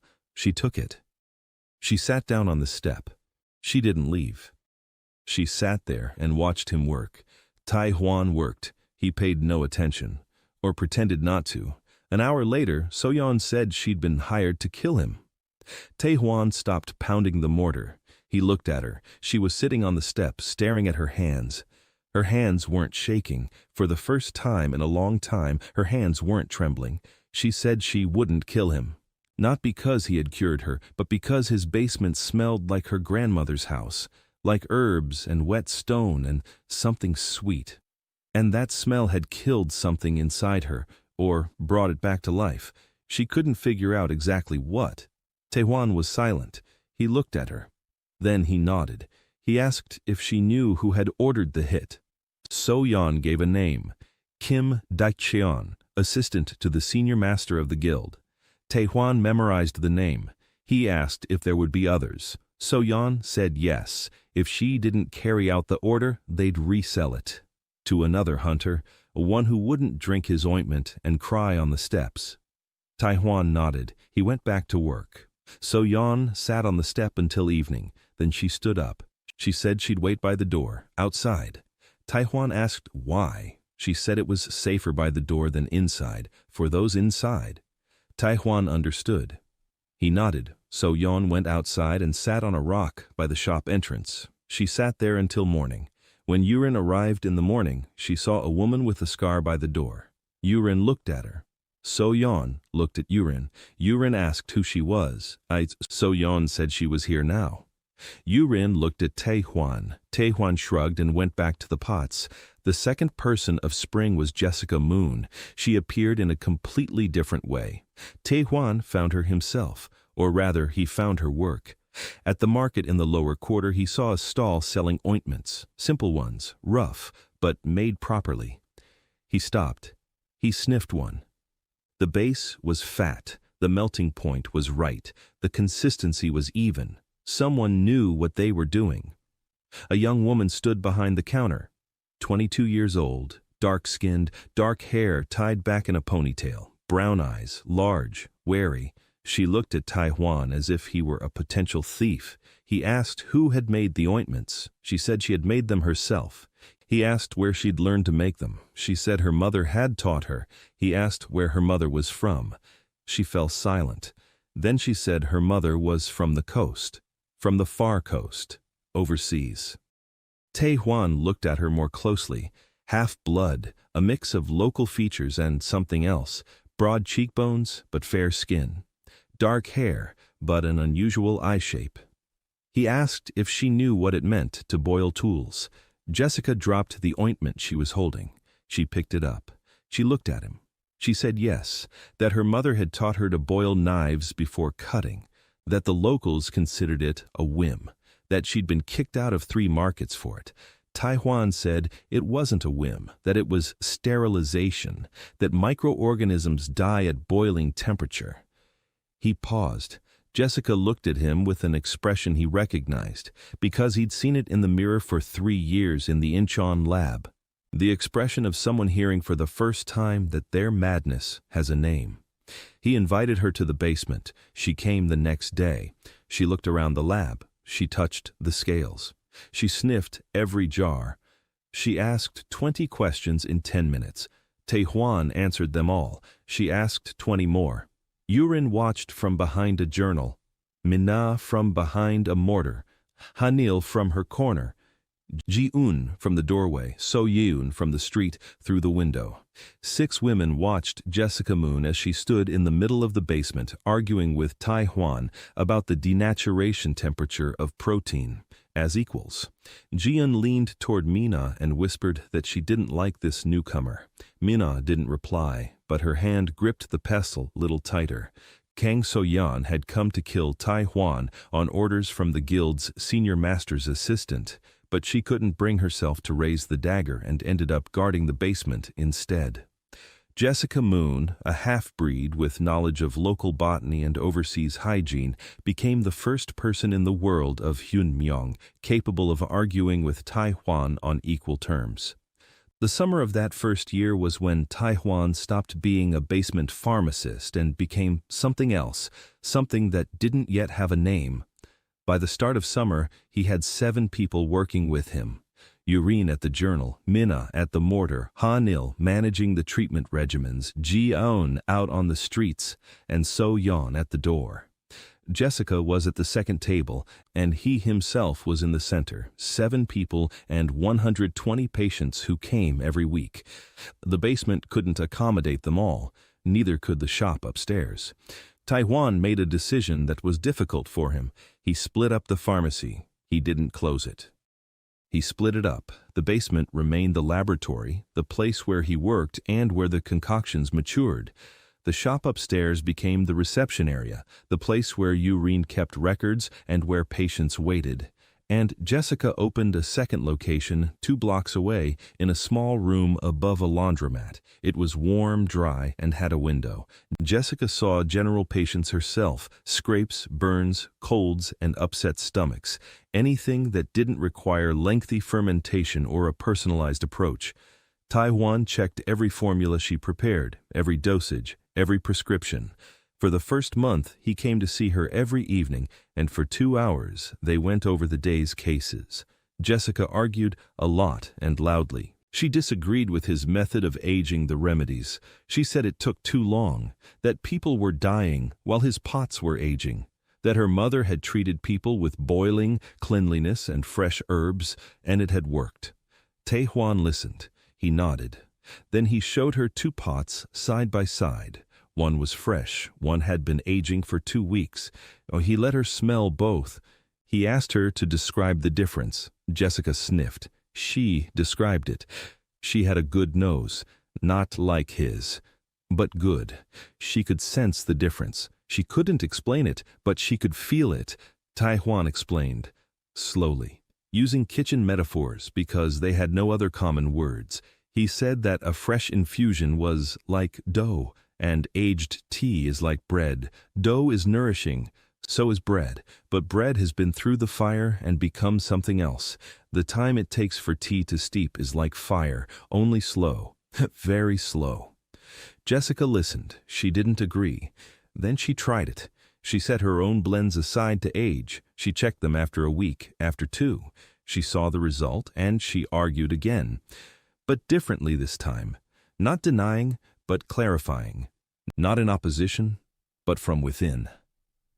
Yurine watched this from behind her magazine and once told Taiwan that Jessica was the first person in this world who truly saw him. Taiwan remained silent. He knew Yurine was right, and he knew it was more complicated than it sounded. In the middle of summer, an old man arrived. Not a patient, a visitor. He stood at the shop door, leaning on a cane. Thin, hunchbacked, gray hair down to his shoulders. His clothes were simple but not shabby, clean, neat. There were old scars on his hands. Burns, just like Taehwan's, a pharmacist's burns. Taehwan let him in. The old man went down to the basement, slowly. Each step was a struggle for him. He stood in the middle of the basement and looked around. At the walls, at the pots, at the shelves, at the table with the scales and glass vessels, at the journal, at the name tags. He stood there looking for 5 minutes. Then he turned to Taiwan. His eyes were wet. He said he'd been waiting for this for 60 years. Taiwan didn't understand. The old man sat down on a stone ledge. He told his story. His name was Choi Bong-soo. He had been an apothecary a long time ago, a very long time ago. When he was 20, he noticed the same thing Taiwan had noticed, that substances don't die after 7 days, that they change, that sometimes the changes make them stronger. He tried to tell the master. The master listened. He nodded. The next day, Choi Bong-soo woke up with a brand on both hands. 2 marks, 2 crossed-out circles, marred twice. 2 fingers on his left hand had been cut off, his index and middle fingers, so he could no longer hold a pestle. He held out his hand. 2 stumps, long since healed. The skin was smooth and pink. Taehwan looked at his hand, at the stumps, at the burns, at the scars. The old man said that after that, he left. He lived in villages. He treated livestock. He didn't touch people. He was afraid. He'd been afraid for 60 years, and now he'd come because he'd heard that in the Hwartian slums there was a boy with a brand who was doing what Choi Bon-su hadn't dared to do. Tai Hwan was silent. He looked at the old man. Then he asked if he remembered what he had brewed 60 years ago, if he remembered the mixtures, if he remembered his observations. The old man nodded. He said he remembered everything, every pot, every scent, every day of aging. 60 years of memories he'd carried in his head because he couldn't write them down. Taehwan turned to Yurin. She already had her pen at the ready. Choi Bong-su spoke for 3 hours. Yurin took notes. 60 years of observations, formulas that no one had ever written down, herbs that Taehwan had never tasted, regimens that had never occurred to him, fungi that the old man had found in mountain caves and that produced metabolites unlike anything in Taehwan's cellar. By the time the old man finished, Yurin had filled 18 sheets of paper, on both sides, in small handwriting. Taehwan sat on the floor and said nothing. He was thinking. He wasn't the first. The body's previous owner wasn't the first either. Choi Bong-su wasn't the first. This knowledge kept resurfacing. Every time someone noticed. Every time they destroyed him. 60 years, 200 years, maybe 1,000. Each time the guild, the church, and the gods found and destroyed the one who saw. The old man stood up. His knees creaked. He walked toward the stairs. He stopped. He looked at Taehwan. He said quietly that Taehwan was not an apothecary, that he was the one they had been waiting for. Taehwan didn't understand. He asked who they were. The old man didn't answer. He climbed the stairs. He left. Taehwan stood in the basement, holding 18 sheets of paper in his hands, 60 years of someone else's life, recorded in 3 hours. Yurin approached. She stood beside him. Their shoulders almost touched. She looked at the sheets. Then at Taehwan. She said quietly that now they knew this wasn't a coincidence, that it was a system, that the guild wasn't simply making a mistake, but was deliberately destroying knowledge. Taehwan nodded. He'd known this for a long time, from day one. From the moment he saw the pot of licorice decoction and realized that for 200 years civilization had been burning medicine. But it's one thing to know it yourself. It was quite another to hold the proof in his hands. 18 sheets, 60 years, 2 severed fingers. He tucked the sheets into a niche behind a stone, next to the vial that waits, next to the 8 unused vials. Next to the journal that grew every day. The basement was full of hiding places, of people, of smells, of secrets. Taehwan stood in the center and felt the basement walls closing in, not on the pots, but on what was growing inside them, and inside him. The fall of the first year brought war, not an open one, a quiet one. The kind waged not with swords, but with orders, seals, and shadows at the door. Kim Dae-chong, assistant to the guild's senior master, learned that So-yeon had failed to fulfill the order. He learned that she was sitting by the door of the basement apothecary like a guard dog. He learned that Taehwan's second location, above the laundromat, was seeing 20 people a day. He learned that the rumor was spreading not just through the slums, but throughout the middle district, that the merchants' wives were whispering about the boy with the brand who had cured what the guild could not. Kim Dae-chong didn't hire a second hitman. He acted more cleverly. He came himself, not to Taehwan, but to his patients. In just 1 week, 3 regular patients stopped coming. Taehwan noticed and sent Ji-eun to find out why. Ji-eun returned pale. She said they'd found the old man with arthritis at his home, alive, but with the mark torn off his door, the guild's red seal, a warning sign. Anyone who uses the services of an unlicensed apothecary loses the right to treatment at the guild. Forever.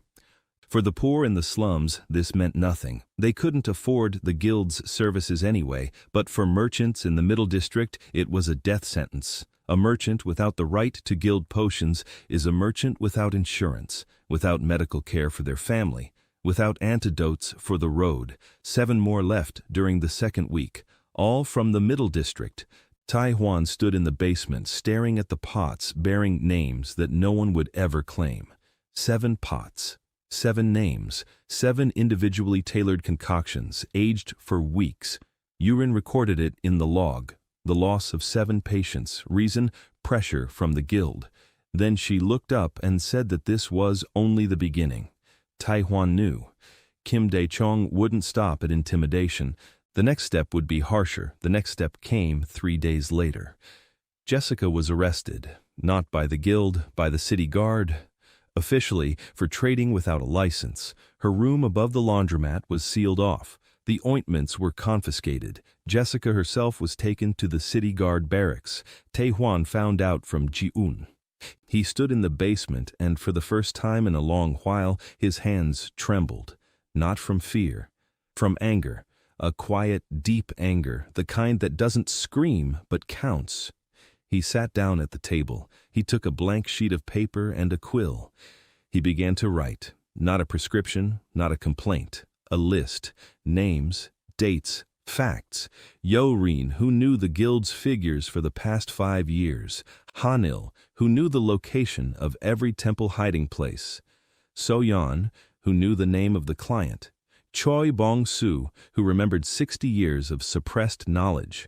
And the merchant Park Jin-soo, whose daughter Min-ah now spoke in complete sentences and whose hands were calloused from the mortar. Tai Huan wrote a note, a short one. He had a servant deliver it to the merchant. The note contained 3 lines. Your daughter was cured by a man from the basement. Your daughter was cured by remedies that the guild considers evil. My assistant has just been arrested, and they'll be coming for me soon. Merchant Park Jin-soo replied that very same day, not with a note, but in person. He came down to the basement, a heavy-set man in an expensive robe, with rings on his fingers and weariness in his eyes. He descended the stairs. He looked at the basement, at the pots, at the table with the scales, at the journal, at his daughter, who was sitting in the corner, grinding the root in a mortar with a focused expression. Min-ah looked up. She saw her father. She didn't jump up. She didn't run away. She said calmly and evenly that she needed to finish this batch by evening. The merchant looked at her hands, at the calluses, at the root in the mortar, at the expression on her face, alive, focused, present. He turned to Tai Huan, asked what he needed. Tai Huan said he needed 1 day and access to the magistrate. The merchant nodded. That evening, Jessica was released, without explanation. The guard returned the ointments. She removed the seal from the room.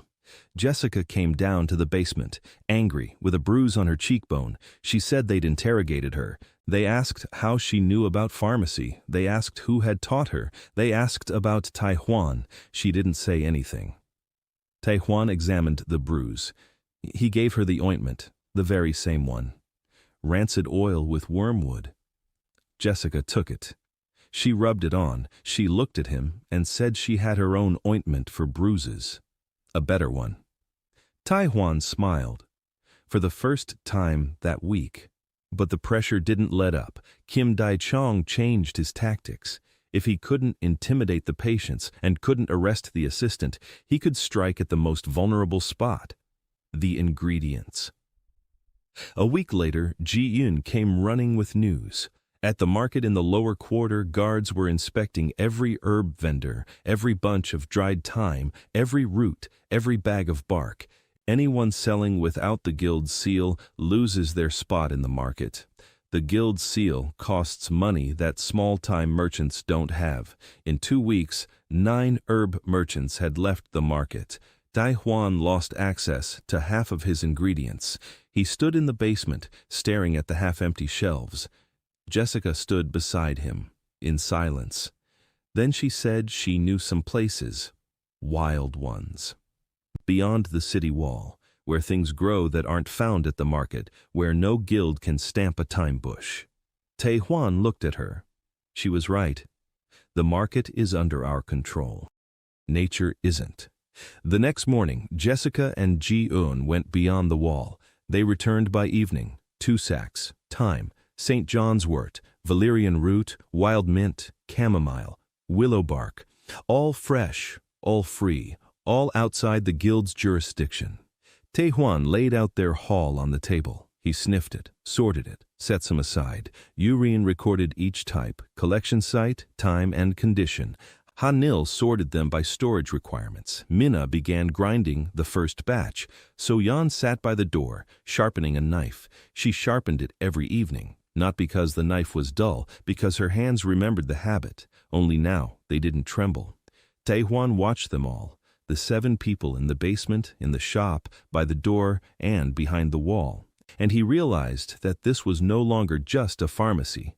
It was a network, small, fragile, but a network nonetheless, and Kim Dae-cheon sensed it too. Senior Master Kim Dae-chong's assistant began putting pressure on the pharmacy, intimidating patients, arresting Jessica, cutting off access to ingredients through market control. Merchant Park Jin-soo intervened and freed Jessica. The team switched to gathering wild herbs outside the city walls. That winter, during his first year, Tae Hwan did 2 things that changed everything. The first was quiet, the second was loud. The quiet thing happened at the beginning of winter. He was poring over Choi Bong-soo's notes, 18 sheets filled with Yurin's small handwriting, representing 60 years of observations. He was reading them for the 10th time, for the 20th time. And finally, he saw what he had been looking for. Among the old man's hundreds of notes was one he had overlooked before. Choi Bong-soo had written that he once left a pot of ginseng root infusion in a mountain cave. He returned 6 months later. The infusion hadn't spoiled, it hadn't gone bad, it hadn't dried out, it had changed. The old man wrote that the liquid had become different, heavy, oily, with a scent he couldn't describe, a scent unlike any other in the world.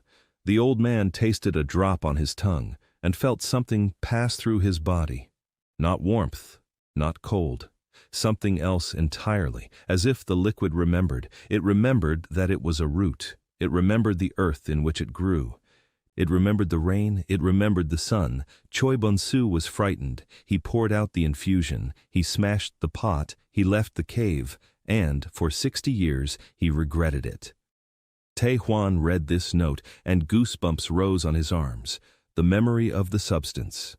The old man hadn't described a chemical reaction. He had described something else, something not found in pharmacology textbooks, something not found in any science of the world from which Tae Hwan had come, but it existed in this world. Because in this world, there were things that didn't exist in his world. The 9 living gods, magical seals, amulets, blessings.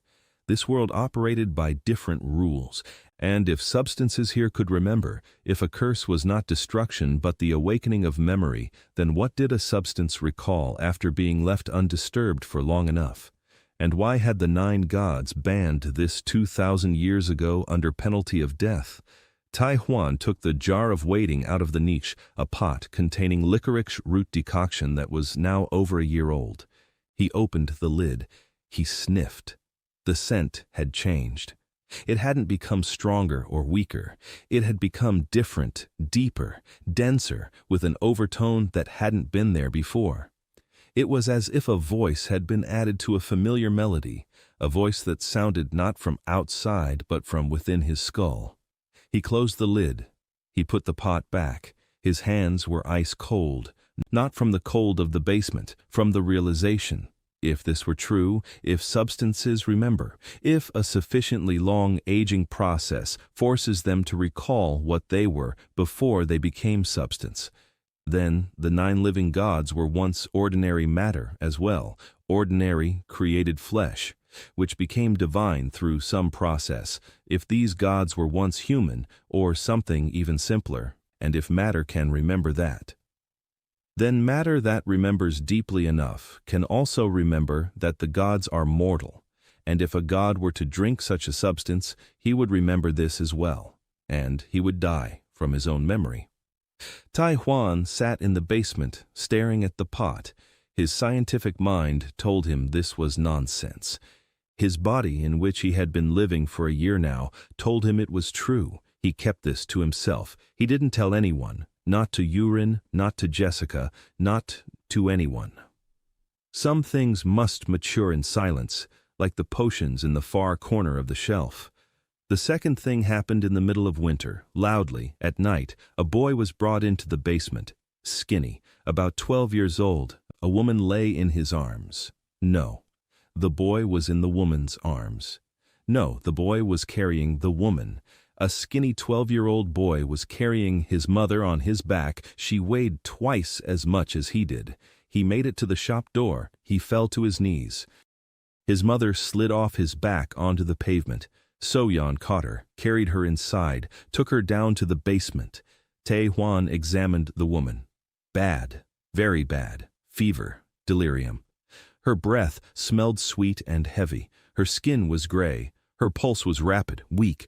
Her stomach was distended. When pressed, she moaned even in her delirium.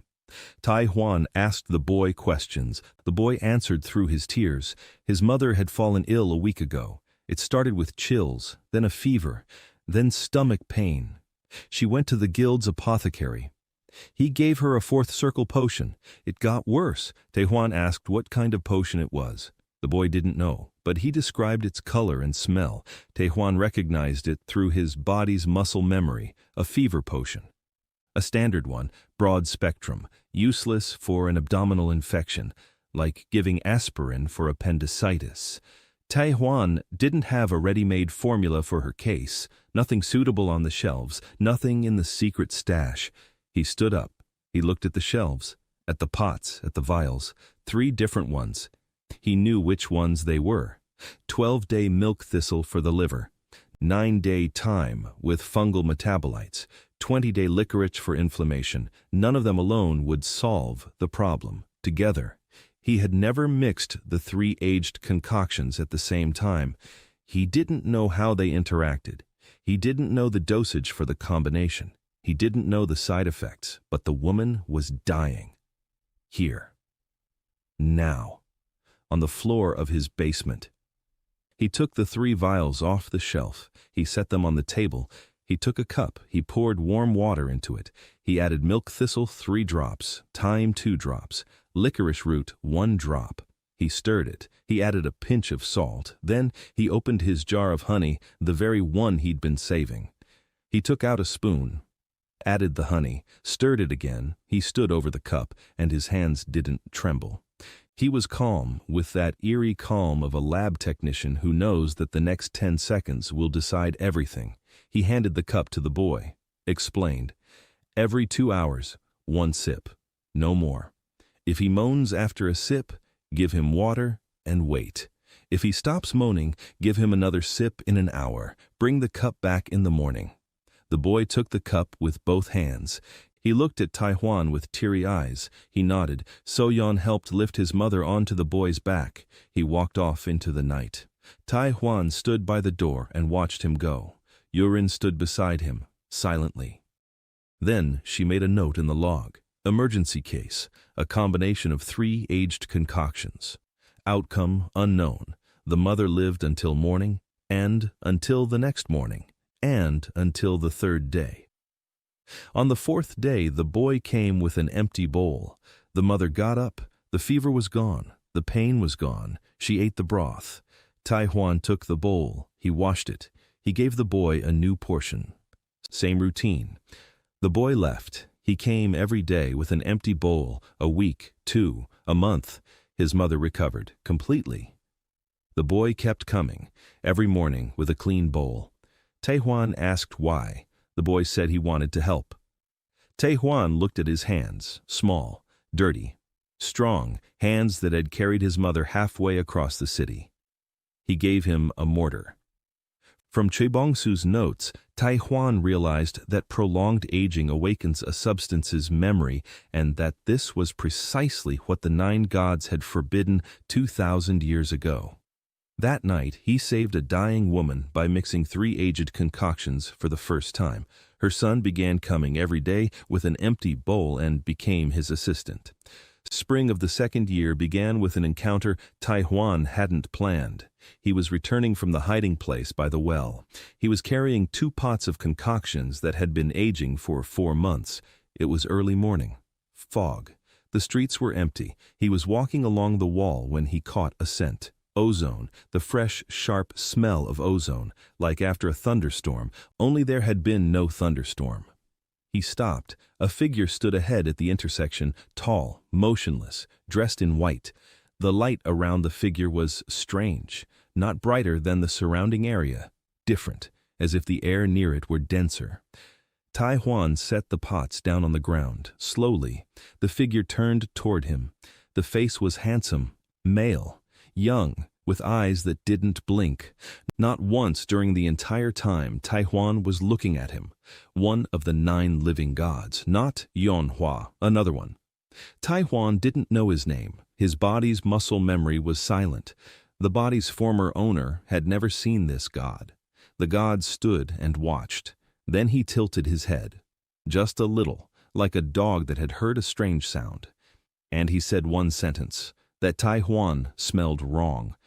The voice was ordinary, not thunderous, not divine, the voice of a young man stating a fact. Tai Huan stood there, and his scientific mind mechanically recorded the symptoms, visual distortions around the figure. The smell of ozone, absence of the blink reflex, a change in air density. His hand reached for his pocket, where a charcoal pencil and a scrap of paper lay. A lab technician's reflex, to record the observation. God watched him, watched his hand reaching for his pocket, at the pots at his feet. Then he turned and left, dissolved into the fog. The smell of ozone dissipated after a minute. Tai Huan stood at the intersection. His heart was pounding. His hands were shaking. He wrote on the scrap of paper, contact with an unknown deity. Ozone, absence of blinking, air density, tachycardia, tremor, check ventilation. He wrote the last part out of habit. He crossed it out. He wrote instead, probably not mercury vapor, probably real. He returned to the basement. He told Hanil. She turned pale. She said it was Sonu the Silent, the 4th of the 9, the god of silence and observation, the one who walks among people and watches, just watches, for years, for decades. And then those he has watched for too long disappear from the chronicles, quietly, without a trace. Tai Huan nodded. He wrote down the name. Then he asked Hanil if she knew why the god had said he smelled wrong. Hanil thought for a long time. Then she said that, according to the Yonhua canon, all living beings smell of freshness, the freshness of 7 days. Because the 9 gods renew the world every 7 days. That is the foundation of the faith. The world is fresh because the gods keep it fresh. A person who smells differently, who smells of time, of old time, of long time, falls out of the cycle. He is wrong. Tai Huan listened. He understood. He smelled of his own concoctions, months of work spent beside pots in which substances had been maturing for weeks and months. The scent had seeped into his skin, into his hair, into his clothes. He smelled of time, and the god sensed it.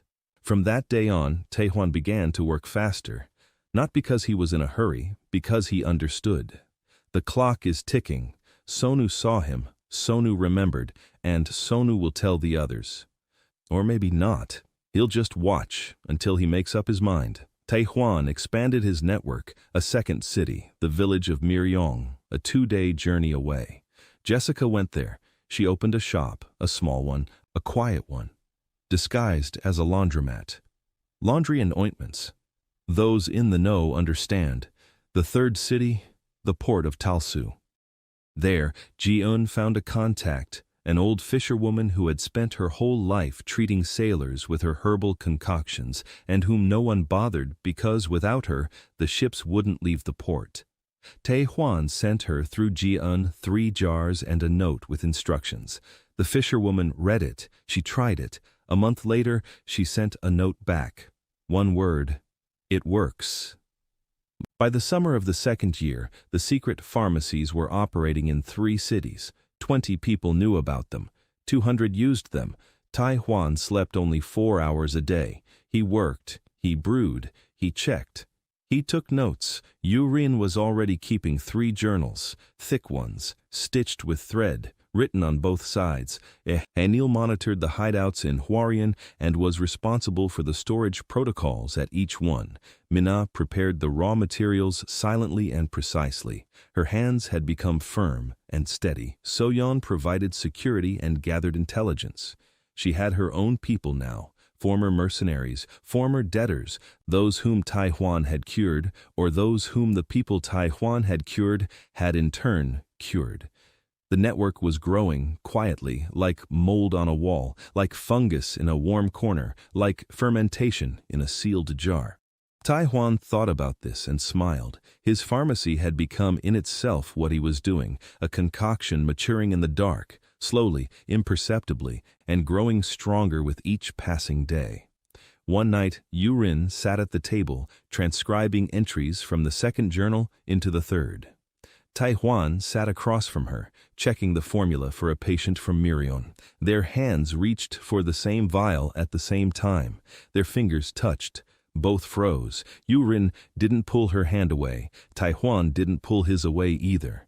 They sat like that for 3 seconds. Then Yurin took the vial. She wrote down its number in the log. Tai Huan went back to work. Neither of them said a word, but that night, for the first time in months, Yurin forgot to finish writing a line in the log. She didn't notice it until the next morning. She corrected it, she finished writing it, and next to the correction, in small handwriting in the margins, she wrote a single word that had nothing to do with pharmacology. By the end of the second year, everything fell into place, like 3 reagents in a test tube, like 3 lines on a graph converging at a single point. Kim Dae-sheon stopped hiding behind orders and guards. He found what he was looking for: proof. One of the patients in Mirion turned out to be an informant. He brought a jar containing Tai Huan's concoction to the guild. The jar was opened, it was examined, it had been aged for 27 days, a direct violation of the Freshness Act, a death sentence. The guild handed the case over to the Inquisition. Yoon Kyung-ho received the order, an official one, bearing the seal of Grand Master Hwaryeon and the blessing of the Temple of the Shining Yeonhwa. Destroy the basement apothecary. Destroy all the concoctions. Arrest Seo Tai Huan and all his assistants. Public burning. Ji-eun brought the news 3 days before the scheduled date. She burst into the basement, soaked from the rain and breathing heavily. She said they were coming, lots of them. Not just 4 like last time, 12 inquisitors, plus guards, plus the guild's apothecaries as witnesses. Tai Huan stood in the middle of the basement. Everyone stood around him, Yurin with a journal pressed to her chest, Mina with a pestle in her hand, Ha-nil pale and standing straight, Ji-eun wet and angry, So-yeon with a knife at her hip, Jessica, who had rushed over from Mirion the day before when she found out. The boy with a cup, his mother, 3 more patients who refused to leave. Tai Huan looked at them, at each one by one. Then he said that no one was obligated to stay, that this was his basement, his supplies, and his brand, that anyone could leave right now and nothing bad would happen to them. No one moved. So-yeon smirked and said he was talking nonsense. Ji-eun said that if he suggested she leave one more time, she'd bite his hand. Mina said nothing. She just kept grinding the root in the mortar. 20 turns. Pause. 10 back. Pause. Yurin opened the logbook. She jotted it down. Order to destroy received. Everyone in place. Tai Huan nodded. Then he did something no one expected. He took out the jar of waiting, a pot containing licorice root decoction that had been aging for 2 years, 730 days. He placed it in the center of the table. He opened the lid. The scent filled the basement, not sweet, not sour, not bitter, different, deep, heavy, with overtones found in no formula, no textbook, and no world, the scent of memory. Yurin recoiled. Hanil closed her eyes. Min-ah stopped the mortar. So-yeon gripped her knife. Jessica leaned in and sniffed. Her eyes widened. She looked at Tae-hwan and said one word. Impossible. Tae-hwan replied that it was possible. That the substance remembers. That 2 years of aging had given this brew something that doesn't exist in any circle of the guild. Not the first, not the 9th. 0. Beyond all circles. Beyond all classifications. Beyond all laws. He closed the lid. Put the pot back in the niche. Looked at Yurin. Said the pot stays here. No matter what happens, the pot stays. Then he turned to the others. Explained the plan. Not an escape plan, not a battle plan, a plan to meet. He'd been preparing for this day for 2 years, ever since the day he first heard the word Inquisition. No, ever since the day he first caught a whiff of that forgotten pot in a stranger's basement. 2 years, every day, every formula, every patient, every observation, everything led here. They arrived at dawn. Yoon Kyung-ho led the way. A silver mask, a white cloak, 11 juniors behind him, guards on either side, the guild's apothecaries in the back row, Kim Dae-cheon among them, smiling. They stopped in front of the shop. Yoon Kyung-ho raised his hand. Silence. He removed his mask. His face was tired, old, the same face that had been drinking tea in this basement a year ago. He stepped toward the door. The door opened before he even touched it. Tae-hwan stood in the doorway, thin, calm, with a burn on his palm and the scent of herbs on his fingers. Yoon Kyung-ho looked at him. Tae-hwan looked at him. Then Tae-hwan did something no one expected. He stepped aside and invited everyone in. Not into the shop, into the basement. Yoon Kyung-ho froze. Then he stepped inside. He went down the stairs. The 2 younger ones followed him. The rest stayed upstairs. The basement was full. All the pots were in their places, all the name tags, all the journals open on the table. Nothing was hidden, nothing had been taken out. Everything was in plain sight. Tae-hwan stood by the table and waited. Yoon Kyung-ho scanned the basement. He saw the pots, the names, the dates, formulas that had been left to sit for weeks and months. He saw the journals, 3 thick journals filled with entries. He saw the people, Yurin by the wall with a pen in her hand, Min-ah with a pestle, Hanul standing straight and pale. He saw it all. Tae-hwan spoke, quietly, matter-of-factly, just like at a morning briefing in the lab. He didn't defend himself, he didn't accuse, he didn't beg, he demonstrated. He picked up the first jar, 14 days of aging, an ointment for arthritis. He opened it, let them smell it. Explained the mechanism, why the oil must oxidize, why aldehydes penetrate the skin, why an old man bent his knee for the first time in 3 years. He took the second one, 9 days, time with fungal metabolites. He explained how fungi produce antibacterial substances, how time allows them to accumulate, how a girl with a chronic cough slept through the night for the first time in 6 months. He took the third one, 21 days, milk thistle for the liver. He explained how prolonged fermentation releases silymarin, how a runaway priestess stopped itching after a week, pot by pot, name by name, story by story. He spoke for an hour. Yoon Kyung-ho listened. He didn't interrupt. He didn't ask questions. He listened. When Tae-hwan finished, it was quiet in the basement. Yoon Kyung-ho stood amid the pots and said nothing. Then he spoke, quietly. He said he believed, that he saw, that he understood. That 20 years ago, if someone had shown him that a potion left to stand for 9 days could have saved his wife instead of killing her, he would have. He paused. He clenched his jaw, closed his eyes, opened them. He said he believed it, but that it didn't change anything. The law is the law. An order is an order. He had to obey. Tae-hwan nodded. He said he knew.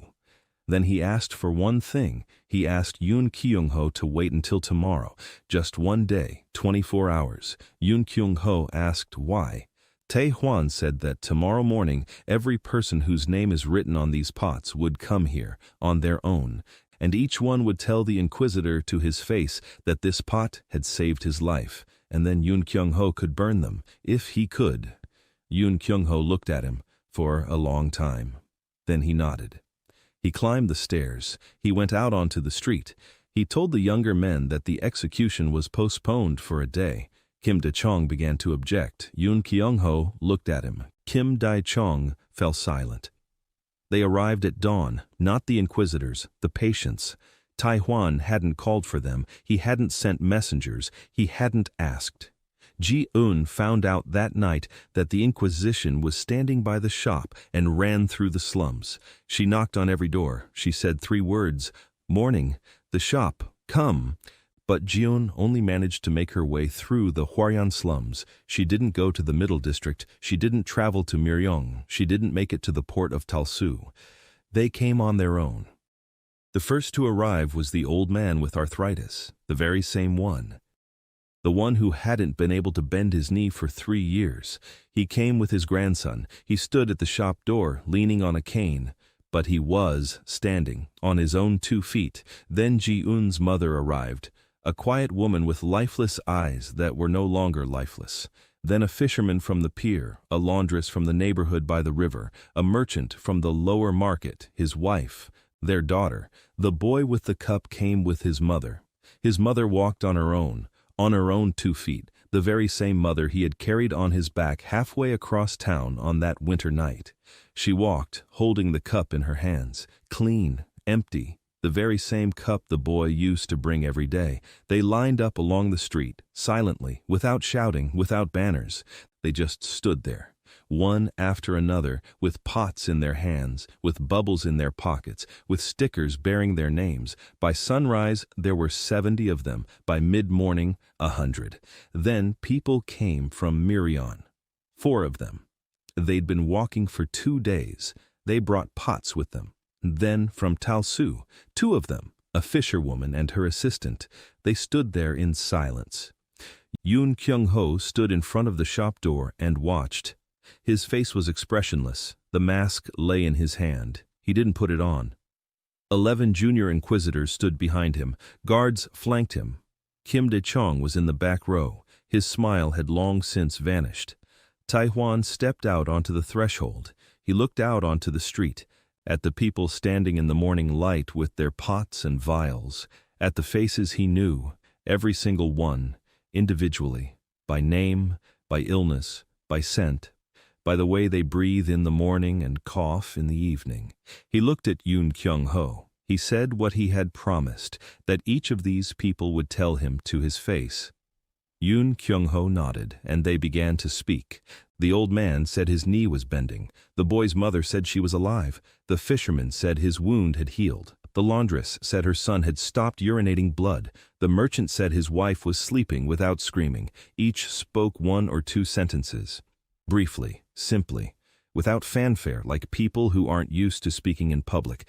They simply stated their names and described what had happened. It took an hour. Yoon Kyung-ho stood and listened to each one. He didn't interrupt. He didn't look away. When the last person fell silent, the street grew quiet. Only the wind. Only the dripping from the roofs. Yoon Kyung-ho turned to Tae-hwan. They stood face to face, the Inquisitor and the Apothecary, 2 people who were both right, and both knew it. Yoon Kyung-ho spoke, quietly, so that only Tae-hwan could hear. He said his wife's name was Yoon Mi-yeon, that she loved chamomile tea, that she drank it every evening, fresh, always fresh, and that on the evening the apothecary gave her the potion that had been sitting for 9 days, she too drank it as if it were tea, without suspicion, without fear. Tae-hwan listened, silently. Yoon Kyung-ho said he couldn't. He couldn't let him go. He couldn't disobey orders. He couldn't betray 20 years of his life and the memory of his wife. Tae-hwan nodded. He understood. Then he said one thing, quietly, in his ear. He said that the potion that killed his wife hadn't been spoiled by time, it had been spoiled by its ingredients. 2 extra days on the shelf couldn't have turned a medicinal potion into poison. No chemical reaction works that way. If the potion killed her after 9 days, it would have killed her after 5 as well. So the mistake wasn't a matter of time. The mistake was in the recipe, in the hands of the apothecary who brewed it. Yoon Kyung-ho froze. His expression didn't change, but something inside him snapped, quietly, like glass that had been left out in the cold for too long. He stood there in silence. A minute, 2, 3. Then he put on his mask, turned to his team, uttered a single sentence, that no violations of the freshness law had been found, that all the products in the shop were classified as household products for external use, that the case was closed. Kim Dae-chong stepped forward. He began to speak. Yoon Kyung-ho looked at him. A single glance was enough. Kim Dae-chong fell silent and stepped back. The Inquisition left. The guards left. The pharmacist left. The street emptied. The patients dispersed one by one. Quietly. No celebration. No fanfare. They were simply walking home. With pots. With vials. With names on the labels. Tae-hwan stood in the doorway of the shop and watched them leave. Yurin stood beside him. Behind her was Min-ah. Behind her was Hanyul. Jeon sat on the roof across the street, dangling her feet. So-yeon stood against the wall with her arms crossed. Jessica sat on the step and jotted something down in her own notebook. A boy holding a cup stood next to his mother, holding her hand. Tae-hwan turned and went down to the basement.